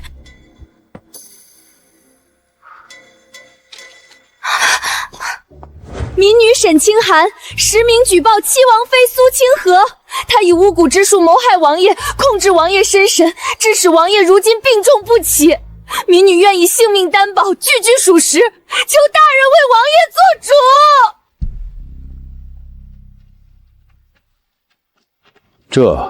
这可是诛九族的大罪。沈姑娘，你可有证据？民女亲眼所见，那夜王爷呕血，便是王妃催动邪术所致。王妃院中定有巫蛊之物，大人若不信，可带人去搜。来人，备驾去七王府，奉旨搜查七王妃苏清河涉嫌行巫蛊之术，谋害皇亲。开门。苏清河，这次我要你死无葬身之地。王爷，王妃，京兆尹已带人入府，沈清寒在前引路。来得正好，清河，按计划行事。王爷喊好，莫要露出破绽。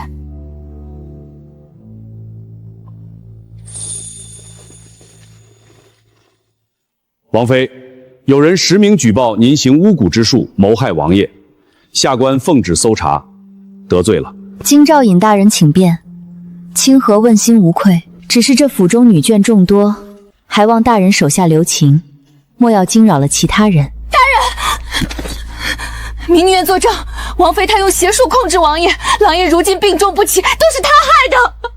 民女亲眼看见他深夜在院中烧符纸念咒语，他还想给民女下咒，民女害怕，这才不得不揭发的。沈小姐这戏唱的可真足，不去戏帮子挂牌，真是可惜了。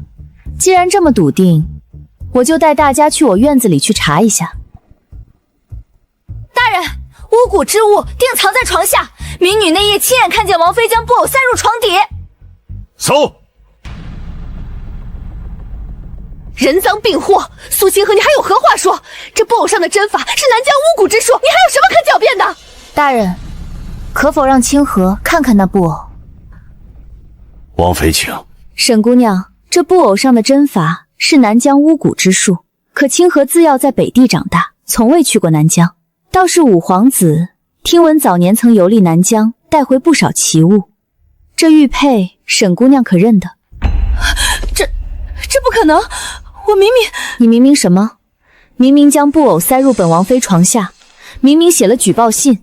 沈清寒，你以为本王妃不知道你院中的平儿3日前给了浣衣房春杏2两银子，让她散布谣言？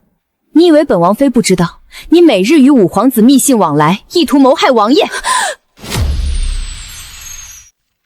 京昭尹大人，本王这病可是拜五哥所赐。王爷，这是怎么回事？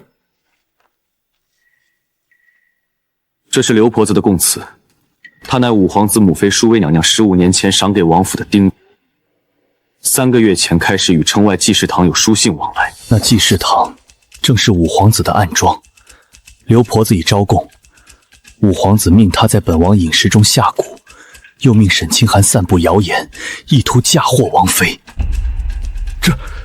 这可是谋害皇亲的大罪！不止如此，五皇子还命沈清寒写举报信，意图让王妃身败名裂，一举拔除七王府。这等毒计，本王岂能让他得逞？大人，这是沈清寒写给五皇子的密信，字字句句皆是谋害王爷、陷害清河的证据。清河已命人遵抄数份，送往宫中。你们2人设计害我，所以你们早就知道了，是不是？是啊，这出将计就计，你可还满意？苏清寒，你以为你赢了？五皇子不会放过你的，他不会放过你的，你一定会死得很惨。我等着你下来陪我的那一……来人，还不赶紧把他给我带下去！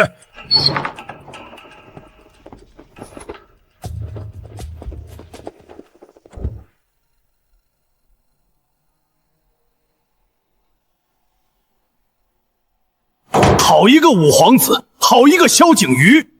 朕的儿子竟敢谋害亲弟，嫁祸弟媳！父皇，五哥罪证确凿，请父皇明察。来人，命人搜查五皇子府，若搜出巫蛊器具，即刻将萧景瑜押入大牢。遵旨。奉旨搜查，五皇子萧景瑜涉嫌谋害七王爷，行巫蛊之术。这是怎么回事？本王是皇子，你们敢？五殿下得罪了。搜！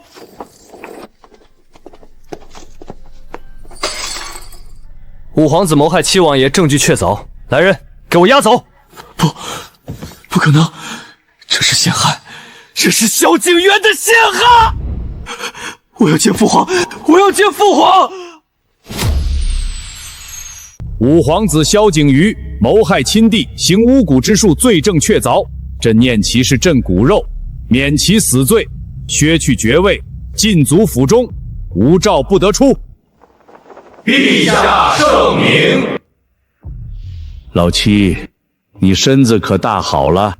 回父皇，儿臣已无大碍，多亏王妃医术高明，聪慧过人，识破五哥的阴谋，救了儿臣一命。苏轼，你此次立下大功，朕封你为一品诰命夫人，赐黄金1000两，绸缎100匹。谢父皇恩典，清河不过是尽了本分，不敢居功。小姐，你吓死奴婢了，奴婢还以为……傻丫头，你家小姐我命硬着呢。清河，这次多亏了你，若不是你提前布下天罗地网，五哥的阴谋，本王怕是难以招架。王爷，清河说过，你的敌人便是清河的敌人。这五皇子一除，王府总算能安宁几日了。王爷、王妃，沈清寒已押入大牢，听候发落。他意图谋害王妃，罪不可恕，按律当斩。王爷，沈清寒虽可恨，但不过是五皇子手中的一枚棋子，留他一命，或许还有用处。哦，清河有何打算？五皇子虽被禁足，同其党咬未除，沈清寒知道不少五皇子的秘密，留着他，或许能引出更大的雨。好，依你。是谁？王爷。沈清寒，你勾结五皇子，散布谣言，意图谋害王妃，按律当斩株连9族。清寒罪该万死。本王这一生恩怨分明，你救过本王一命，本王便还你一命。王爷，你死罪可免，活罪难逃。从今日起，你不再是沈姑娘，而是王府的罪奴。本王会将你囚禁于王府偏院，终生不得踏出半步，望你好自为之。谢王爷不杀之恩，清寒定当改过自新。苏清河、萧景渊，你们以为这样就能困住我？我沈清寒绝不会就此罢休。小姐，该用膳了。用膳？这等猪狗不食的东西也配让我吃？小姐息怒，奴婢也是没办法。平儿，我沈清寒从未亏待过你，如今我落难，只有你能帮我了。小姐，你要奴婢做什么？去厨房找烧火丫头春杏，告诉她，只要她肯在苏清河的药膳里下一味千机散，我便给她100两银子，送她弟弟去江南读书。千机散，那可是剧毒。小姐，去！你若不去，我便告诉王爷，是你泄露的行踪，害他中了埋伏。是，奴婢这就去。苏清河，你以为赢了我，我要让你知道什么叫生不如死。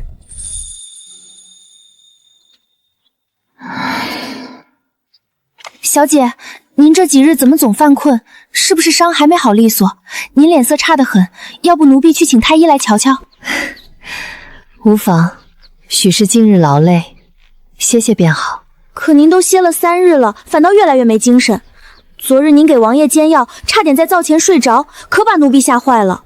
或许是子补的药膳太燥了，从今日起，先停了那碗参汤。奴婢这就去厨房说一声。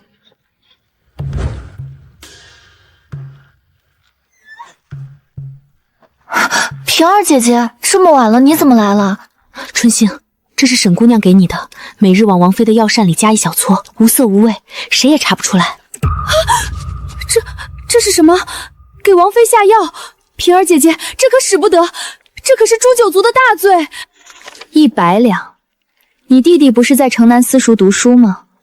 有了这100两，够他去江南最好的书院了。你若不答应，沈姑娘说了，你弟弟的命可就难说了。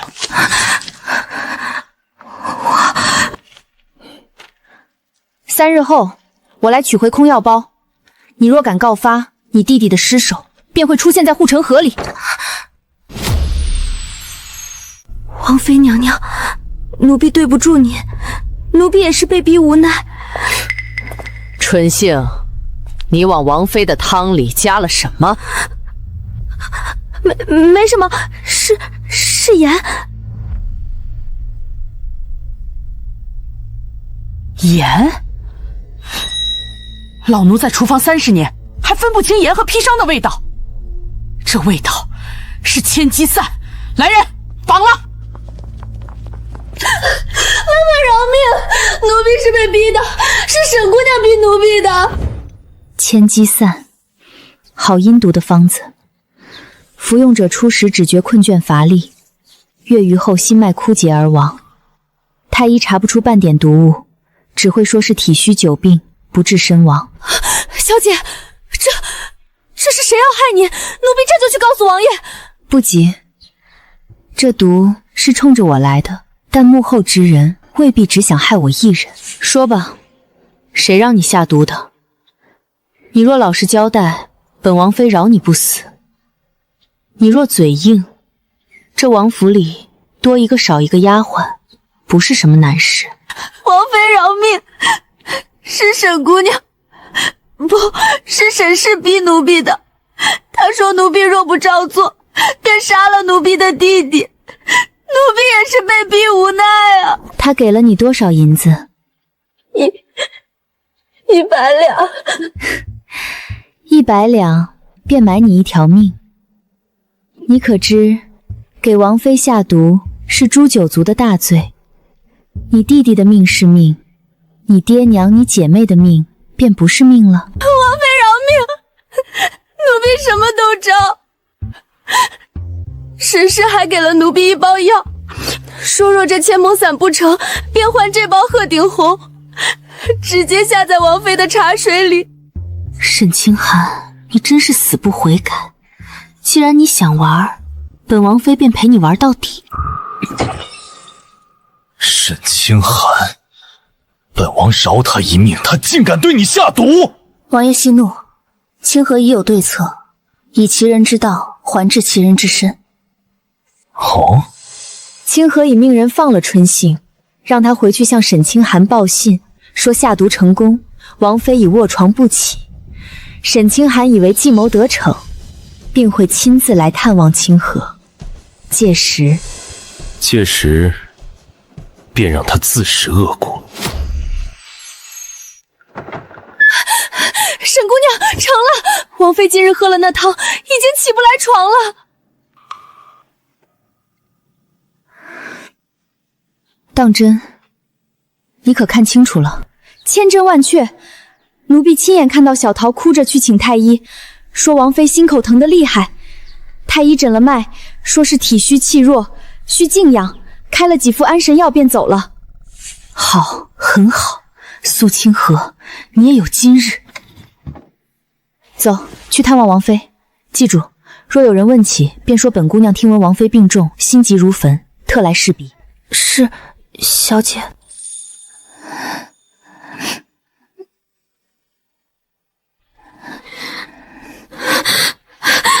姐姐，您这是怎么了？昨日还好好的，今日怎就？您可不能有事啊！再过几日，你便彻底病逝，这王府终将是我的天下。他没了你，便会看到我的好。清寒，你来了，我怕是不行了。姐姐别说傻话，您一定会好起来的。清寒这就去煎药，亲自伺候您。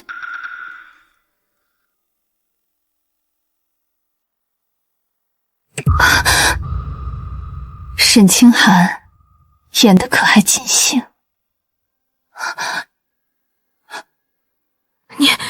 你对我做了什么？不过是在你刚才握过的手帕上涂了些软骨散。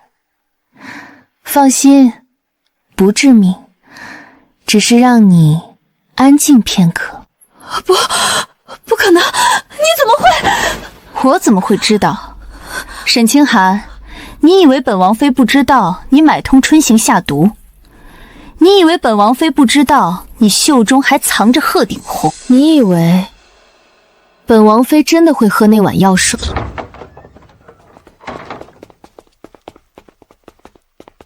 拿下！王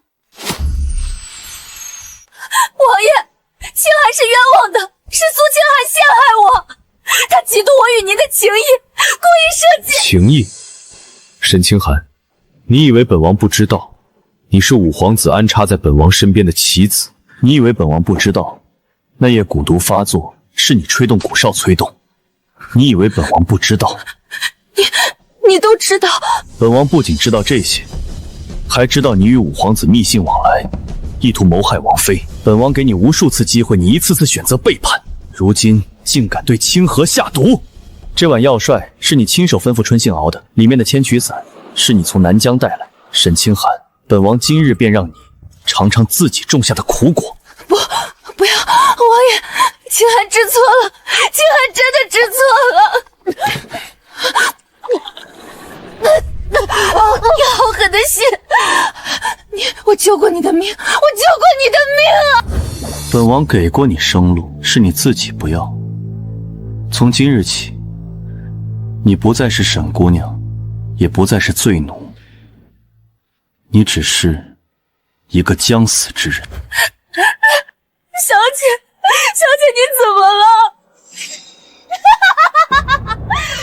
苏清河，萧景渊，你们给我等着！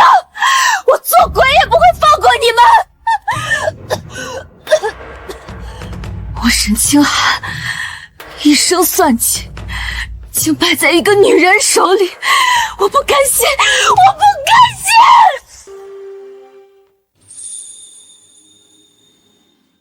心！清河，沈清寒已服下千机散，月余后便会毒发身亡。你可会觉得本王太过狠毒？王爷，清河从不觉得王爷狠毒。清寒一次次谋害王爷，陷害清河，死有余辜。王爷念在他救过一命的份上，饶他2次，已是仁至义尽。本王这一生恩怨分明，他救过本王，本王便还他2次活命之恩。如今恩已还清，仇也该了了。王爷，朝局动荡，五皇子虽倒，但现在天下仍不太平，咱们还得早做打算。你放心，本王会做好一切准备的。春杏，你虽被逼下毒，但罪不可恕。念你戴罪立功，配合王妃演戏，杖责30，发脉出府，永不得入京。谢王爷不杀之恩。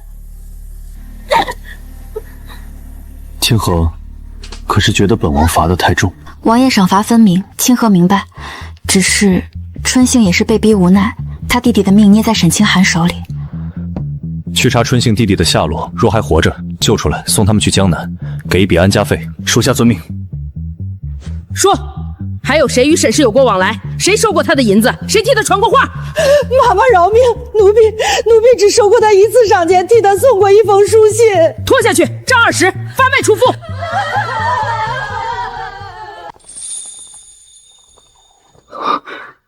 清河，这些日子让你受委屈了。沈清寒一事，五皇子一事，皆是本王连累了你。王爷言重了，清河既然嫁给了王爷，便要与王爷生死与共。这王府是咱们的家，清河绝不允许任何人破坏。清河，本王今日在此立誓，此生此世绝不负你。若有违此事，天打雷劈，万箭穿心。王爷，清河信你。老七最近如何了？回陛下，七王爷身子大好了，与王妃恩爱有加。五皇子一事，七王爷处理得干净利落，朝野上下无不称赞。老七是个好孩子，只是这太子之位。陛下，您咳血了，快传太医。不必了，朕的身子朕自己知道。传旨，召七王爷明日进宫，朕有要事相商。传旨，召七王爷明日辰时进宫，朕要亲口问他。遵旨。老七，朕的江山或许只能交给你了。老七，好手段！那些信是你伪造的吧？本王与北狄从无往来，你竟敢捏造通敌之罪！五皇兄在说什么？臣弟听不懂。臣弟不过是来探望皇兄，顺便带个人给皇兄瞧瞧。你怎么找到他的？五皇兄忘了，你每月15都会在城西醉仙楼与北狄密使接头。本王不过是提前去等了等。陛下饶命！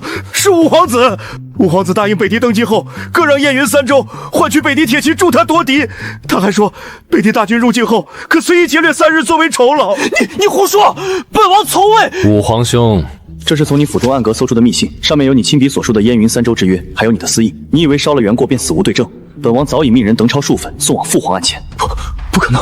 五皇兄，臣弟自幼体弱，太医说先天不足，可臣弟近日得知，这并非病症，而是蛊毒。这是从沈清寒枕下搜出的，五皇兄可还认得？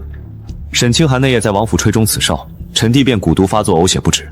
五皇兄，这噬心蛊你可熟悉？什么蛊？本王不知。老七，你休要血口喷人！五皇兄不认也无妨。沈清寒已招供，这蛊哨是你从南疆带回，交给他保管。每月15，你以密信催动他吹哨，让臣弟病发，以此证明臣弟命不久矣，好让父皇对你另眼相看。他胡说，本王从未。五皇兄，通敌冒国，谋害皇帝，桩桩件件皆是诛九族的大罪。本王今日来，不是听你狡辩，而是送你一程。好一个萧景瑜！朕的儿子竟敢割让祖宗疆土，换取一族铁骑！燕云3州，那是朕的江山，是朕的子民！父皇息怒，龙体要紧。传旨，五皇子萧景瑜，通敌卖国，谋害皇帝，罪大恶极。废为庶人，终生囚禁于宗人府，无朕指应，永不得出。遵旨。老七，你做得很好，朕累了。父皇，快传太医！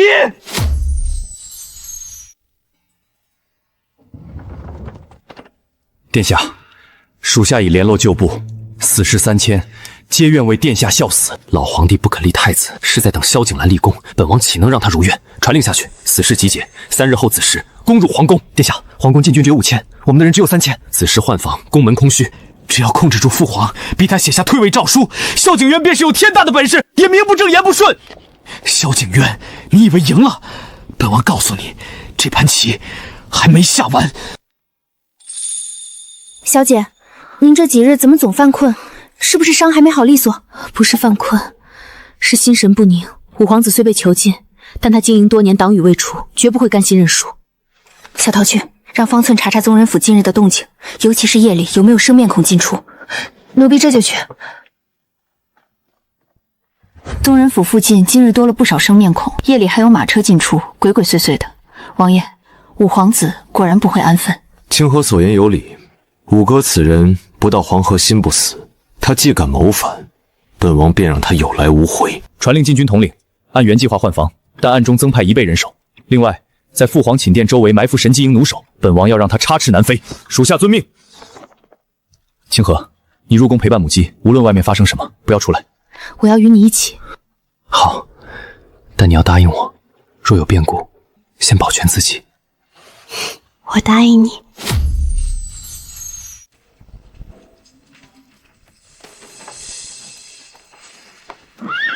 弟兄们，随本王杀入皇宫，控制住老皇帝，荣华富贵享之不尽。老七，你以为布下天罗地网？哈哈，本王告诉你，在绝对的力量面前，计谋不堪一击。吾皇兄，本王等你多时了。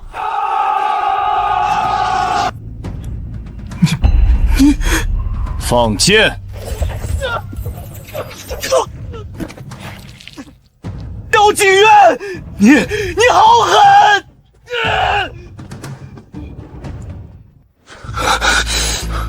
父皇，写退位诏书，否则儿臣。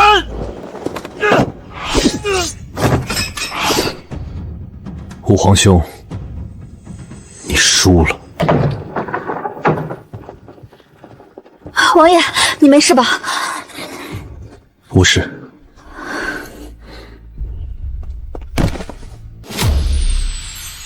陛下驾到，众卿平身。吾皇万岁万万岁！吾皇子萧景瑜谋反逼宫，罪大恶极，朕念其是朕骨肉，免其死罪，终生囚于宗人府天牢，无朕指令，永不得出。朕养了这么个逆子，是朕之过。朕今日在此立誓，自此之后，朕之子嗣若有再敢谋逆者，朕必亲手诛之，绝不姑息。七皇子萧景渊护驾有功，智勇双全，朕心甚慰。朕这些年亏欠你良多，你自幼被人下蛊，朕未能查明真相，让你受苦了。父皇言重，儿臣身为皇子乃是本分，父皇龙体要紧，莫要太过伤怀。即日起，封萧景渊为太子，入主东宫，总揽朝政，辅佐朕治理天下。太子千岁，千千岁！吾皇万岁万岁万万岁！儿臣叩谢父皇隆恩，儿臣定当竭尽所能，辅佐父皇治理天下，不负父皇所托，不负百姓所望。渊儿，这江山朕交给你了，朕老了，力不从心了，往后你要好好的。小姐，太子妃，奴婢真是太高兴了。奴婢就知道小姐是天底下最好的女子，配得上这世间最好的一切。傻丫头，哭什么？今日是大喜的日子，你该笑才是。再哭，妆都要花了，待会儿怎么出去见人？清河，从今日起，你便是太子妃，未来的皇后。这天下本王与你共享，但在你面前，我还是那个萧景渊，你的景渊。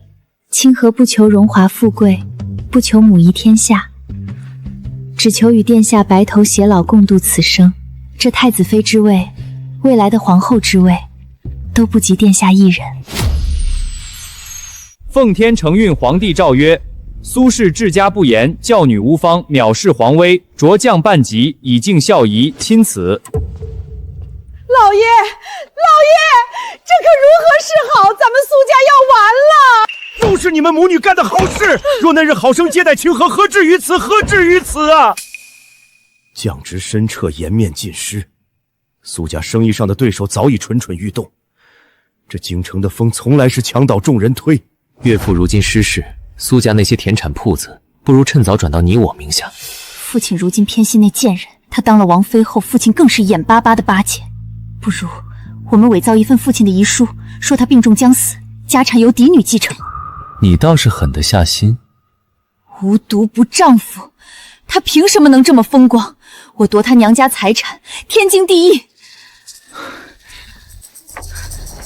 小姐，苏府旧仆传来消息，苏明月和顾文轩在苏府走动频繁，还偷偷见了苏家的账房先生。果然按耐不住了。小桃，备车，明日我要回苏府省亲。本王陪你去。王爷，这是苏家内宅之事，清河自己便能处理。王爷若去，反倒让父亲面上难看。好，但本王会让方寸在暗处跟着，若有变故，立刻发信号。谢王爷。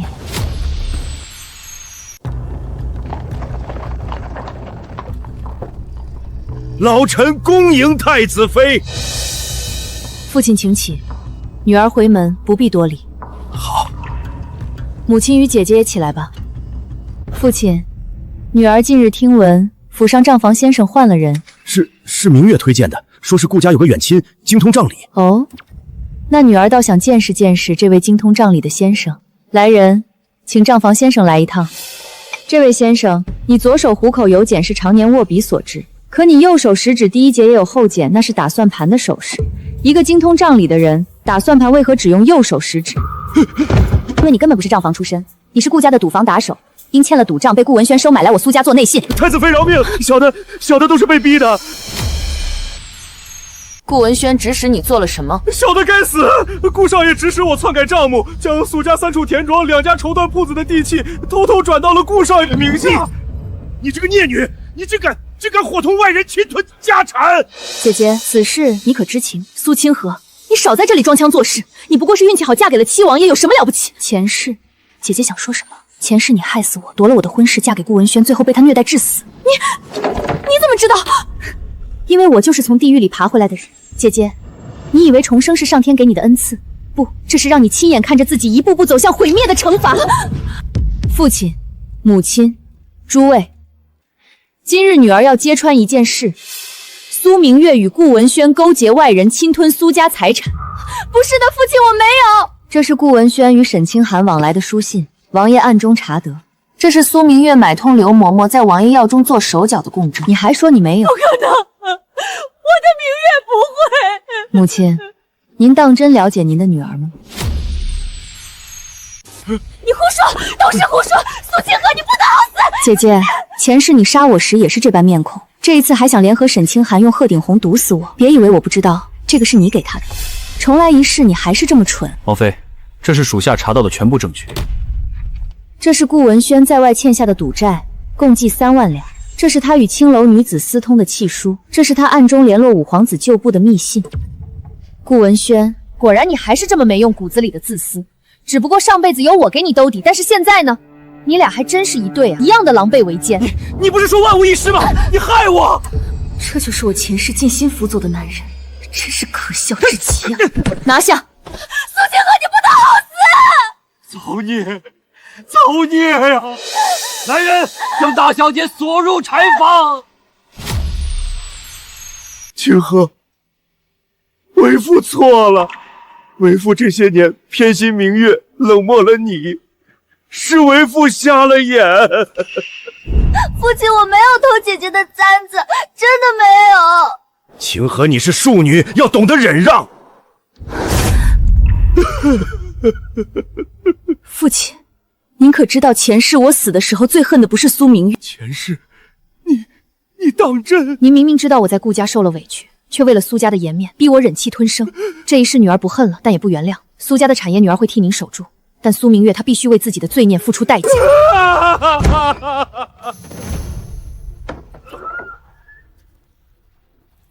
苏清河，你杀了我！你有本事杀了我！杀你，太便宜你了。姐姐，你知道比死更可怕的是什么吗？是活着却一无所有。这一世，你不仅夺了我的婚事，还妄图侵吞家产。来人将他送去城外安堂，终生不得踏出半步，每日抄经念佛，为他前世的罪孽赎罪。苏清河，你不得好死！你不得好死！清河，娘求你了，明月是你姐姐啊，你饶她一命，娘给你磕头，娘给你做牛做马。母亲，您可曾记得我12岁那年冬天，那日下了大雪，您让我穿着单衣在雪地里跪了3个时辰，只因苏明月说我偷了她的簪子。后来呢？后来那簪子在苏明月的庄帘底层找到了，原来是她自己弄丢的，怕您责骂，便栽赃给我。您知道真相后，可曾为我讨过一句公道？没有，您只是说清河，你是妹妹，要让着姐姐。世界上所有好东西都要指着你嫡姐来。母亲，有些债不是求情就能还的。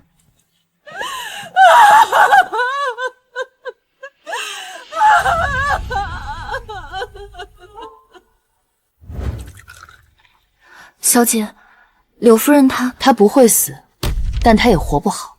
父亲会再次禁足她，永世不得出府，这比杀了她更让她难受。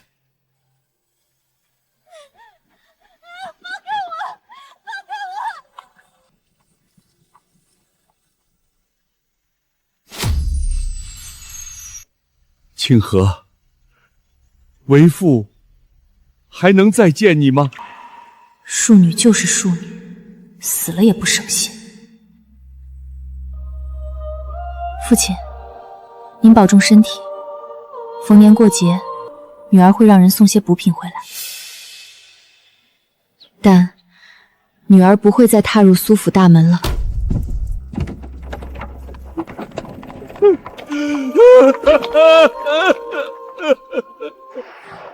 小姐，您心里难受吗？不难受，只是有些空。前世我死的时候，最想要的就是父亲能看我一眼，能为我流一滴泪。如今他哭了，我却觉得不过如此。小姐，但我不后悔，因为我有了王爷，有了母妃，有了真正疼我的人，这就够了。小姐，奴婢会一直陪着您的。傻丫头，我知道。小姐，您看，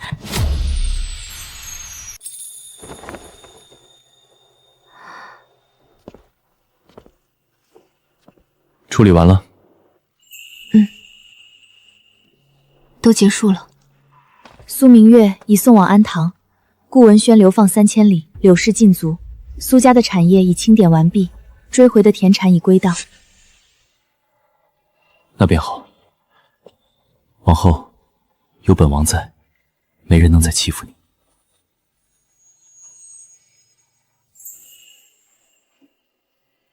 我知道。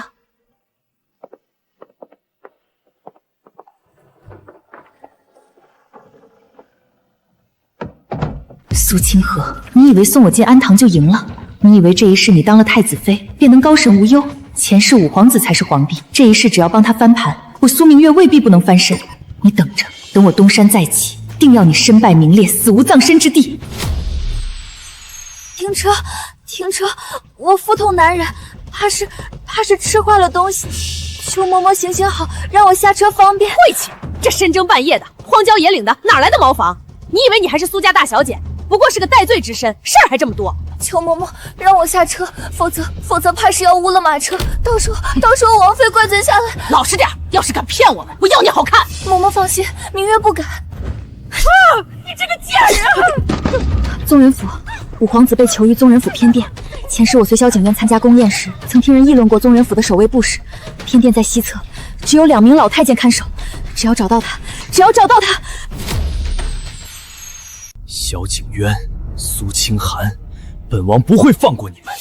本王乃天皇贵宿，岂能困死在这方寸之地？带本王出去，定要你们血债血偿！谁？吾殿下，民女苏明月，有要事相告，关乎殿下生死，求殿下开门一见。苏明月，苏家那个被废的嫡女，略有耳闻。据说因勾结外人侵吞家产，谋害亲妹，被太子妃苏清徐揭穿后送往安堂终身监禁。她来找我做什么？她又是如何逃出？如何找到这里的？进来。民女苏明月参见武殿下，殿下万福。一个被废的嫡女，深夜闯入宗人府，不是疯子，便是有所图谋。我倒要看看这女人葫芦里卖的什么药。苏明月，本王与你素不相识，你深夜闯入宗人府，不怕死吗？宗人府是什么地方？你心里没数？擅闯者，格杀勿论。殿下，民女虽与殿下素未谋面，但民女知道一些只有天知地知，殿下自己才知道的事。这些事足以让殿下相信民女的诚意。哦，说来听听。若有一句虚言，本王立刻叫人将你拖出去杖毙。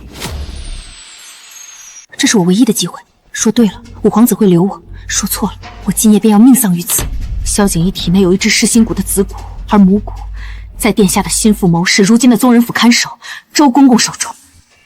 这件事除了他自己和周公公，绝无第三人知晓。眼前这个女子从何处得知？你如何知道是谁派你来的？殿下，民女是重生之人。前世殿下登基为帝，这些事是民女前世亲眼所见。重生，荒谬！殿下若不信，民女还可说一事。殿下与北狄往来的密信，并非全部被烧毁。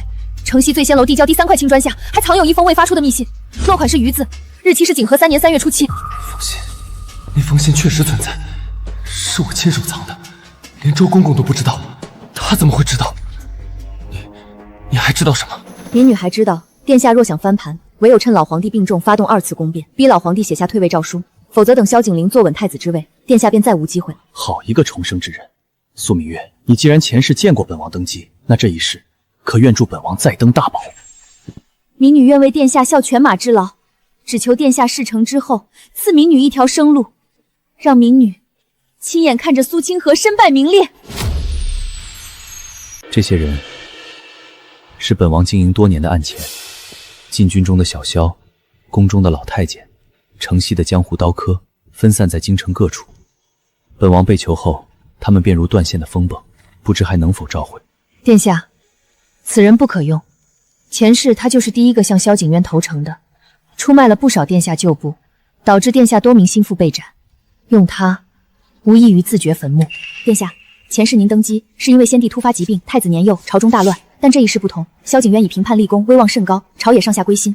若要翻盘，必须制造一个让萧景渊离开京城的机会，让他鞭长莫及。哦，你有何妙计？老皇帝病重，若萧景渊与苏清河以孝子贤女之名上山祈福，为皇帝求长生，京城空虚，禁军主力随太子出城，便是殿下最好的时机。届时殿下率死士从密道潜入，直扑皇帝寝殿，逼写退位诏书，大事可成。好一个调虎离山！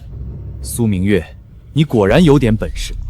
本王倒是小瞧了你这苏家嫡女。本王会命周公公联络旧部，3日后子时发动宫变。你留守宗人府，负责接应和传递消息。五皇子虽用我，却仍未完全信任。留守宗人府，既是任务，也是监视。但我不在乎，只要能扳倒苏清河，我什么都愿意做。民女遵命，殿下放心，民女定当竭尽全力，助殿下成就大业。这个女人来历不明，心思深沉，却确实是一把锋利的刀。待大事一成，是留是杀，再做计较。王爷、王妃，宗人府暗桩来报，苏明月已与五皇子达成同盟。五皇子命周公公联络旧部，3日后子时发动宫变。苏明月负责留守接应，传递消息。苏明月，本王留他一命，将他送往安堂。他倒是急着送死。既然如此，本王便成全他。王爷，既然他们想引我们出城，不如将计就计，让他们以为猎物上钩，实则我们才是猎人。清河有何妙计？说来听听。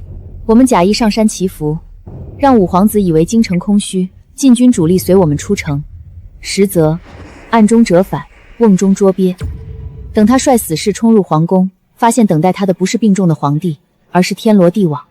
另外，苏明月只知前世五皇子登基，却不知五皇子与北狄的勾结细节，更不知他登基后3年便国破家亡。臣妾记得，前世五皇子能逼宫成功，是因为他在禁军中有一位副统领做内验，那人名叫赵奎，如今仍在禁军任职，表面上忠厚老实，实则包藏祸心。赵奎，本王记得此人，平日里沉默寡言，做事勤俭，没想到竟是五哥埋下的暗桩，本王险些被他蒙骗过去。王爷可暗中替换禁军布防，让赵奎负责空虚的宫门，实则埋伏重兵，等五皇子入网，一举擒获，人赃并获，让他永无翻身之事。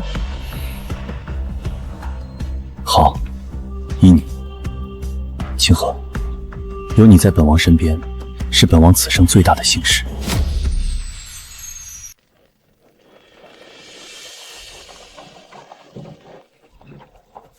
太子殿下真是孝顺啊！陛下病重，亲自上山祈福，这份孝心感天动地。是啊，太子妃也一同前往，真是伉俪情深。咱们大周有这样的储君，是百姓的福气呀！小姐，咱们真的要去静安寺吗？那五皇子若是趁机作乱，去自然要去，只不过不是现在。咱们呀，得演足这出戏，让某些人信以为真。天助我也！萧景渊，你终究还是大意了。你以为当了太子便能高枕无忧？本王告诉你，这天下终究是本王的。殿下，民女在此等候殿下凯旋，愿殿下旗开得胜，马到成功。这个女人虽来历不明，却确实帮了我大忙。若事成，留她一命也无妨；若失败，若本王事成，必不负你。你且在此等候，莫要轻举妄动。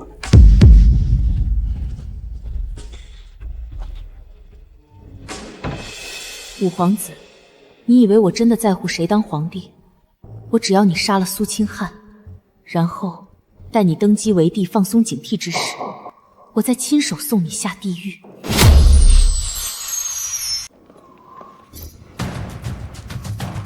弟兄们，这是最后的机会了，随本王杀入皇宫，控制住老皇帝，荣华富贵享之不尽。待本王登基，你们皆是开国功臣。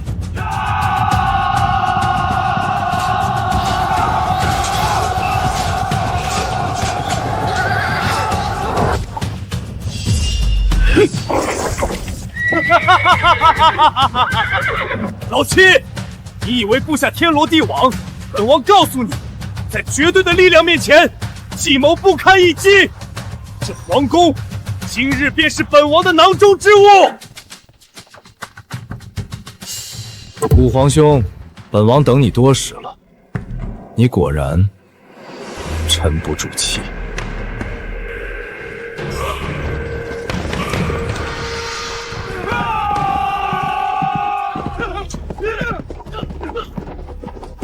控制住皇帝，避险退位诏书，这是我最后的筹码，也是我唯一的生机。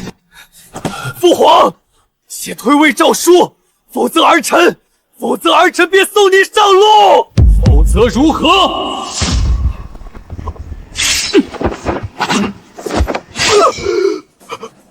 五皇兄，你输了。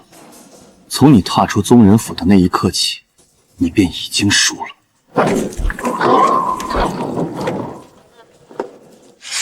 王爷，你没事吧？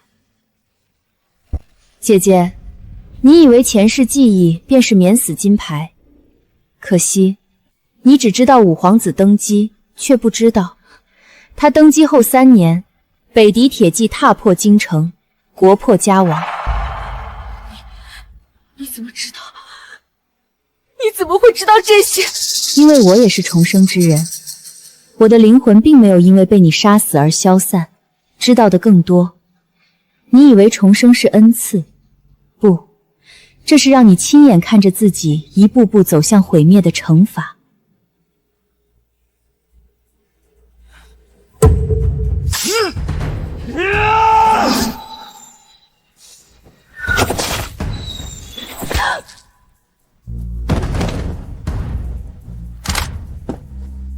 王爷，刺客已伏住。萧景渊，你以为杀了本王就赢了。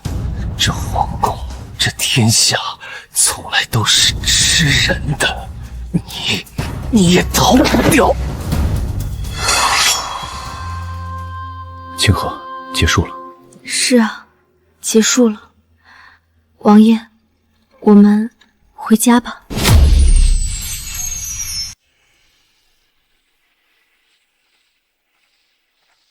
夜凉，殿下当心受寒。虽已入夏，但夜风仍有些凉意。殿下身子才好不久，莫要大意。清河，陪我说说话。这些日子朝堂事务繁忙，咱们好久没能好好说说话了。清河，你可知道，大婚那夜，我并非真心想丢下你。那夜沈清寒装病，我明知有诈，却不得不去。因为我怕自己对你动了真心，怕这真心会成为我的软肋，被人拿捏。我这一生被人下了蛊，被人当了棋子，我以为我不配拥有真心。清河，早在新婚之夜，你端坐榻前，红烛映着你的侧脸，我便动了心。可我不敢认，不敢信，直到那日你抱着九皇子跳崖，直到你为我解蛊耗尽心力，我才明白，这世上有人愿为我舍命，我若再逃避，便是懦夫。情愿，清河，从今往后，你的前世我来不及参与，但这一世、下一世，我绝不负你。我萧景渊在此立誓，此生此世，唯你一人。后宫不设妃嫔，不纳妾室，若有违誓，天地不容，江山倾覆。景渊，我要告诉你一件事，一件匪夷所思的事。你听完，或许会觉得我是要挟，或许会觉得我疯了，但我不想再瞒你了。我前世在苏府苏明月欺辱，被柳氏冷漠，被苏老爷漠视。前世的顾文轩，我倾尽所有辅佐他，却换来背叛。我前世就是这样一个人，被苏明月捅死，没有人救我。你若觉得我是要挟，觉得我不想……傻瓜，我感谢上苍，让你重活一世。我感谢你的前世，让你学会保护自己，不再任人宰割。我更感谢这一世的你，愿意走到我身边，愿意信我、爱我。清河，从今往后，你的前世我来不及参与，但这一世、下一世，我绝不负你。那些伤害过你的人，我已经让他们付出了代价。往后余生，我护着你，宠着你，再不让你受半点委屈。这一世，我发誓不再做任人宰割的羔羊，却没想到会遇见这样一个男人，愿意为我遮风挡雨，与我生死相随。景渊，前世我死的时候，最恨的不是苏明月，不是顾文轩，而是我自己。恨自己软弱可欺，恨自己识人不明。这一世，我发誓不再做任人宰割的羔羊。可我没想到，我会遇见你，会爱上你。清河，我萧景渊在此立誓，此生此世，唯你一人。后宫不设妃嫔，不纳妾室，若有违誓，天地不容，江山倾覆。我苏清河亦立誓，此生此世，生死相随。你若为君，我便为后；你若为庶民，我便为父。一生一世，不离不弃。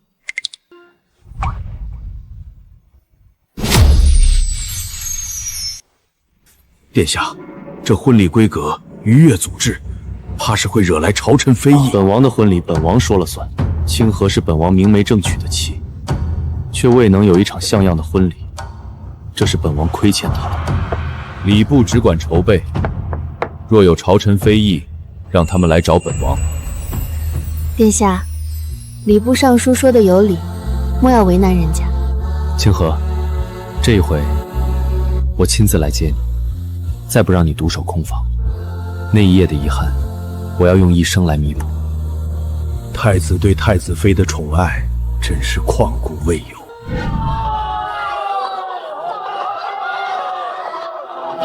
千岁，太子妃千岁。太子与太子妃真是天作之合，咱们大周有这样的储君和储妃，是百姓的福气呀。清河，这一回我亲自来接你，再不让你独守空房。那一夜，我欠你个洞房花烛，今日我要亲手补上。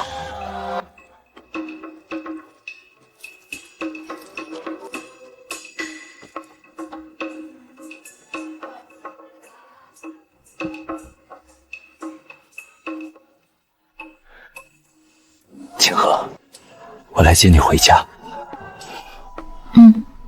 回家。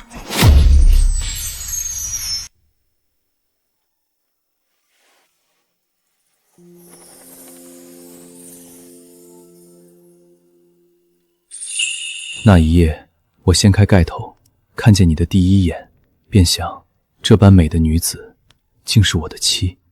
可我却转身离去，留你独守空房。那一夜，你转身离去，我坐了一夜。我想，这一生怕是等不到你了。红烛燃尽，蜡泪成堆，我便知道，这东宫不过是一座华丽的牢笼。不会了，从今往后，每一夜我都在你身边，我再不会让你独守空房，再不会让你流泪。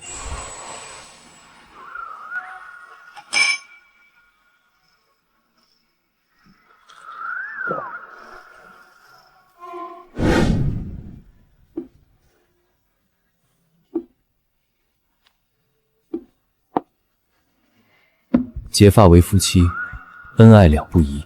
清河，这一世、下一世、生生世世，你都是我的妻。清河，那一夜，我便想这般待你，可我却错过了。景渊，前世今生，我只属于你。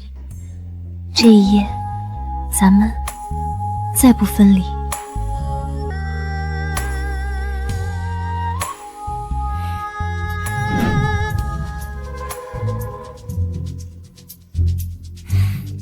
行了，再睡会儿，昨夜累着你了。清航，从今往后，每一日每一夜，我都在你身边。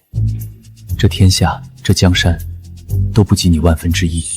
景渊，咱们该起了，今日还要去给母后请安呢。再抱一会儿，母后那边晚些去也无妨。本王是太子，谁敢说什么？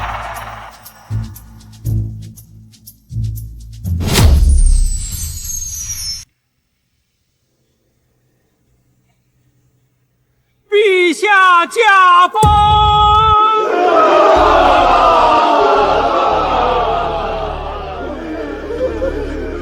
朕今日登基，改元景和，愿与天下百姓共享太平盛世。愿父皇在天之灵庇佑大周，国祚绵长。传皇后上殿。臣妾参见陛下，陛下万岁万岁万万岁。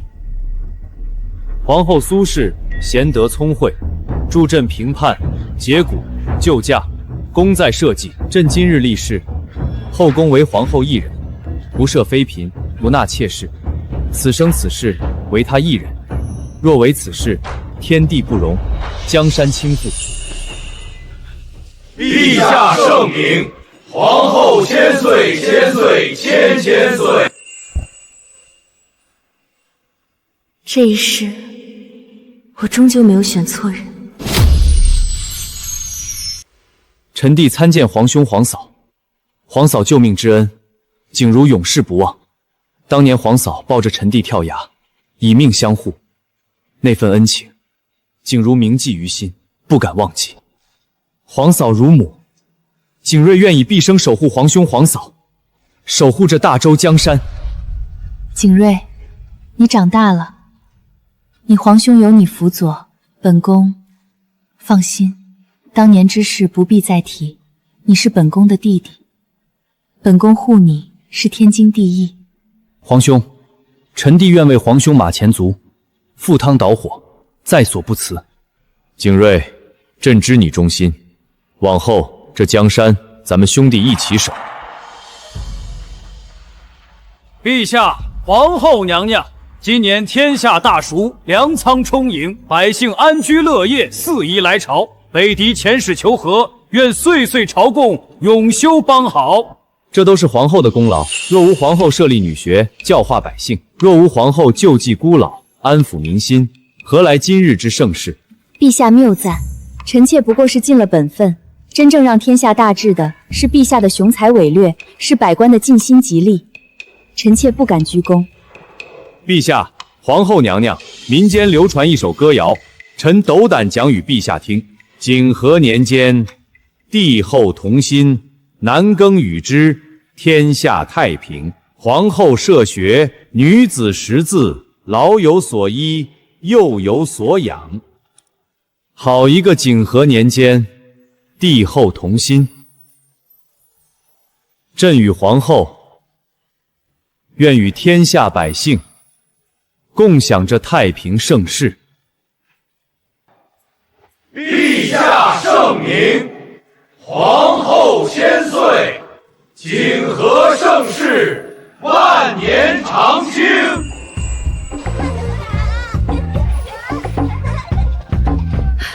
姑娘，你不知道，咱们皇上和皇后啊，是神仙眷侣。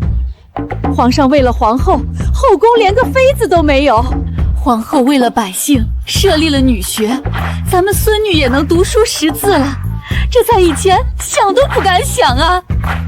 您孙女读书可好？好得很。先生说，孙女聪明，将来能考女官呢。这都是皇后娘娘的恩德啊！这一世，我不仅改变了自己的命运，也改变了无数女子的命运。这便是我重生的意义吧。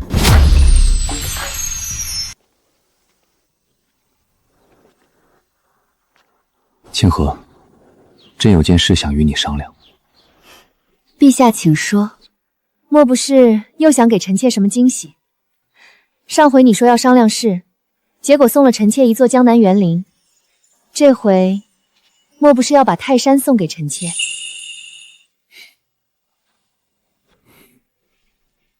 朕想将皇位传给继儿。陛下，为何继儿虽聪慧，却尚年轻？陛下正值壮年，为何？清河，朕这一生从皇子到太子，从太子到皇帝，步步惊心，步步为营。朕累了，这江山，朕守了20多年，也该让年轻人去闯了。朕想与你游历天下，去看看咱们治下的盛世，去看看那些咱们未曾见过的山川湖海。清河，朕欠你一个洞房花烛，欠你一个太平盛世，却独独欠你一场游历。前世你被困于顾家，今生又被困于皇宫，朕想带你出去走，做一回普通人。好，陛下想做什么，臣妾都陪着。游历天下，做回普通人，这是臣妾求之不得的。继儿，朕将江山交给你，你要记住，为君者以民为本，以德为先。朕与你母后会看着你的。儿臣定不负父皇母后期望，儿臣必当竭尽所能，守护大周江山，守护百姓安宁。景睿，朕将继儿托付给你，你是他的皇叔，也是他的师傅，辅佐他，如同辅佐朕。皇兄放心，臣弟以性命担保，护继儿周全，护大周江山永固。皇兄与皇嫂只管去游山玩水，朝堂之事有臣必在。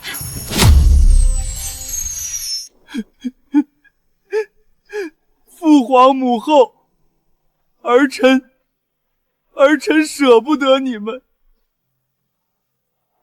继儿，母后和你父皇只是去天下走走，这江山交给你了。你要好好的做一个好皇帝，做一个让百姓爱戴的皇帝。继儿，朕与你母后会在远方看着你的，莫要让我们失望。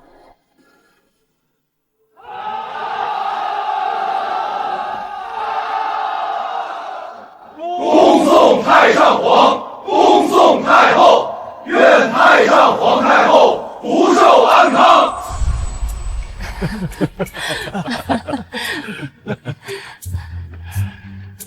清河，这一生你可后悔？后悔什么？后悔遇见我，后悔重生一世却困于这帝王家。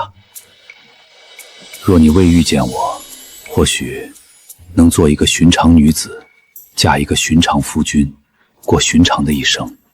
不后悔。前世我孤独惨死，无人收尸，无人落泪。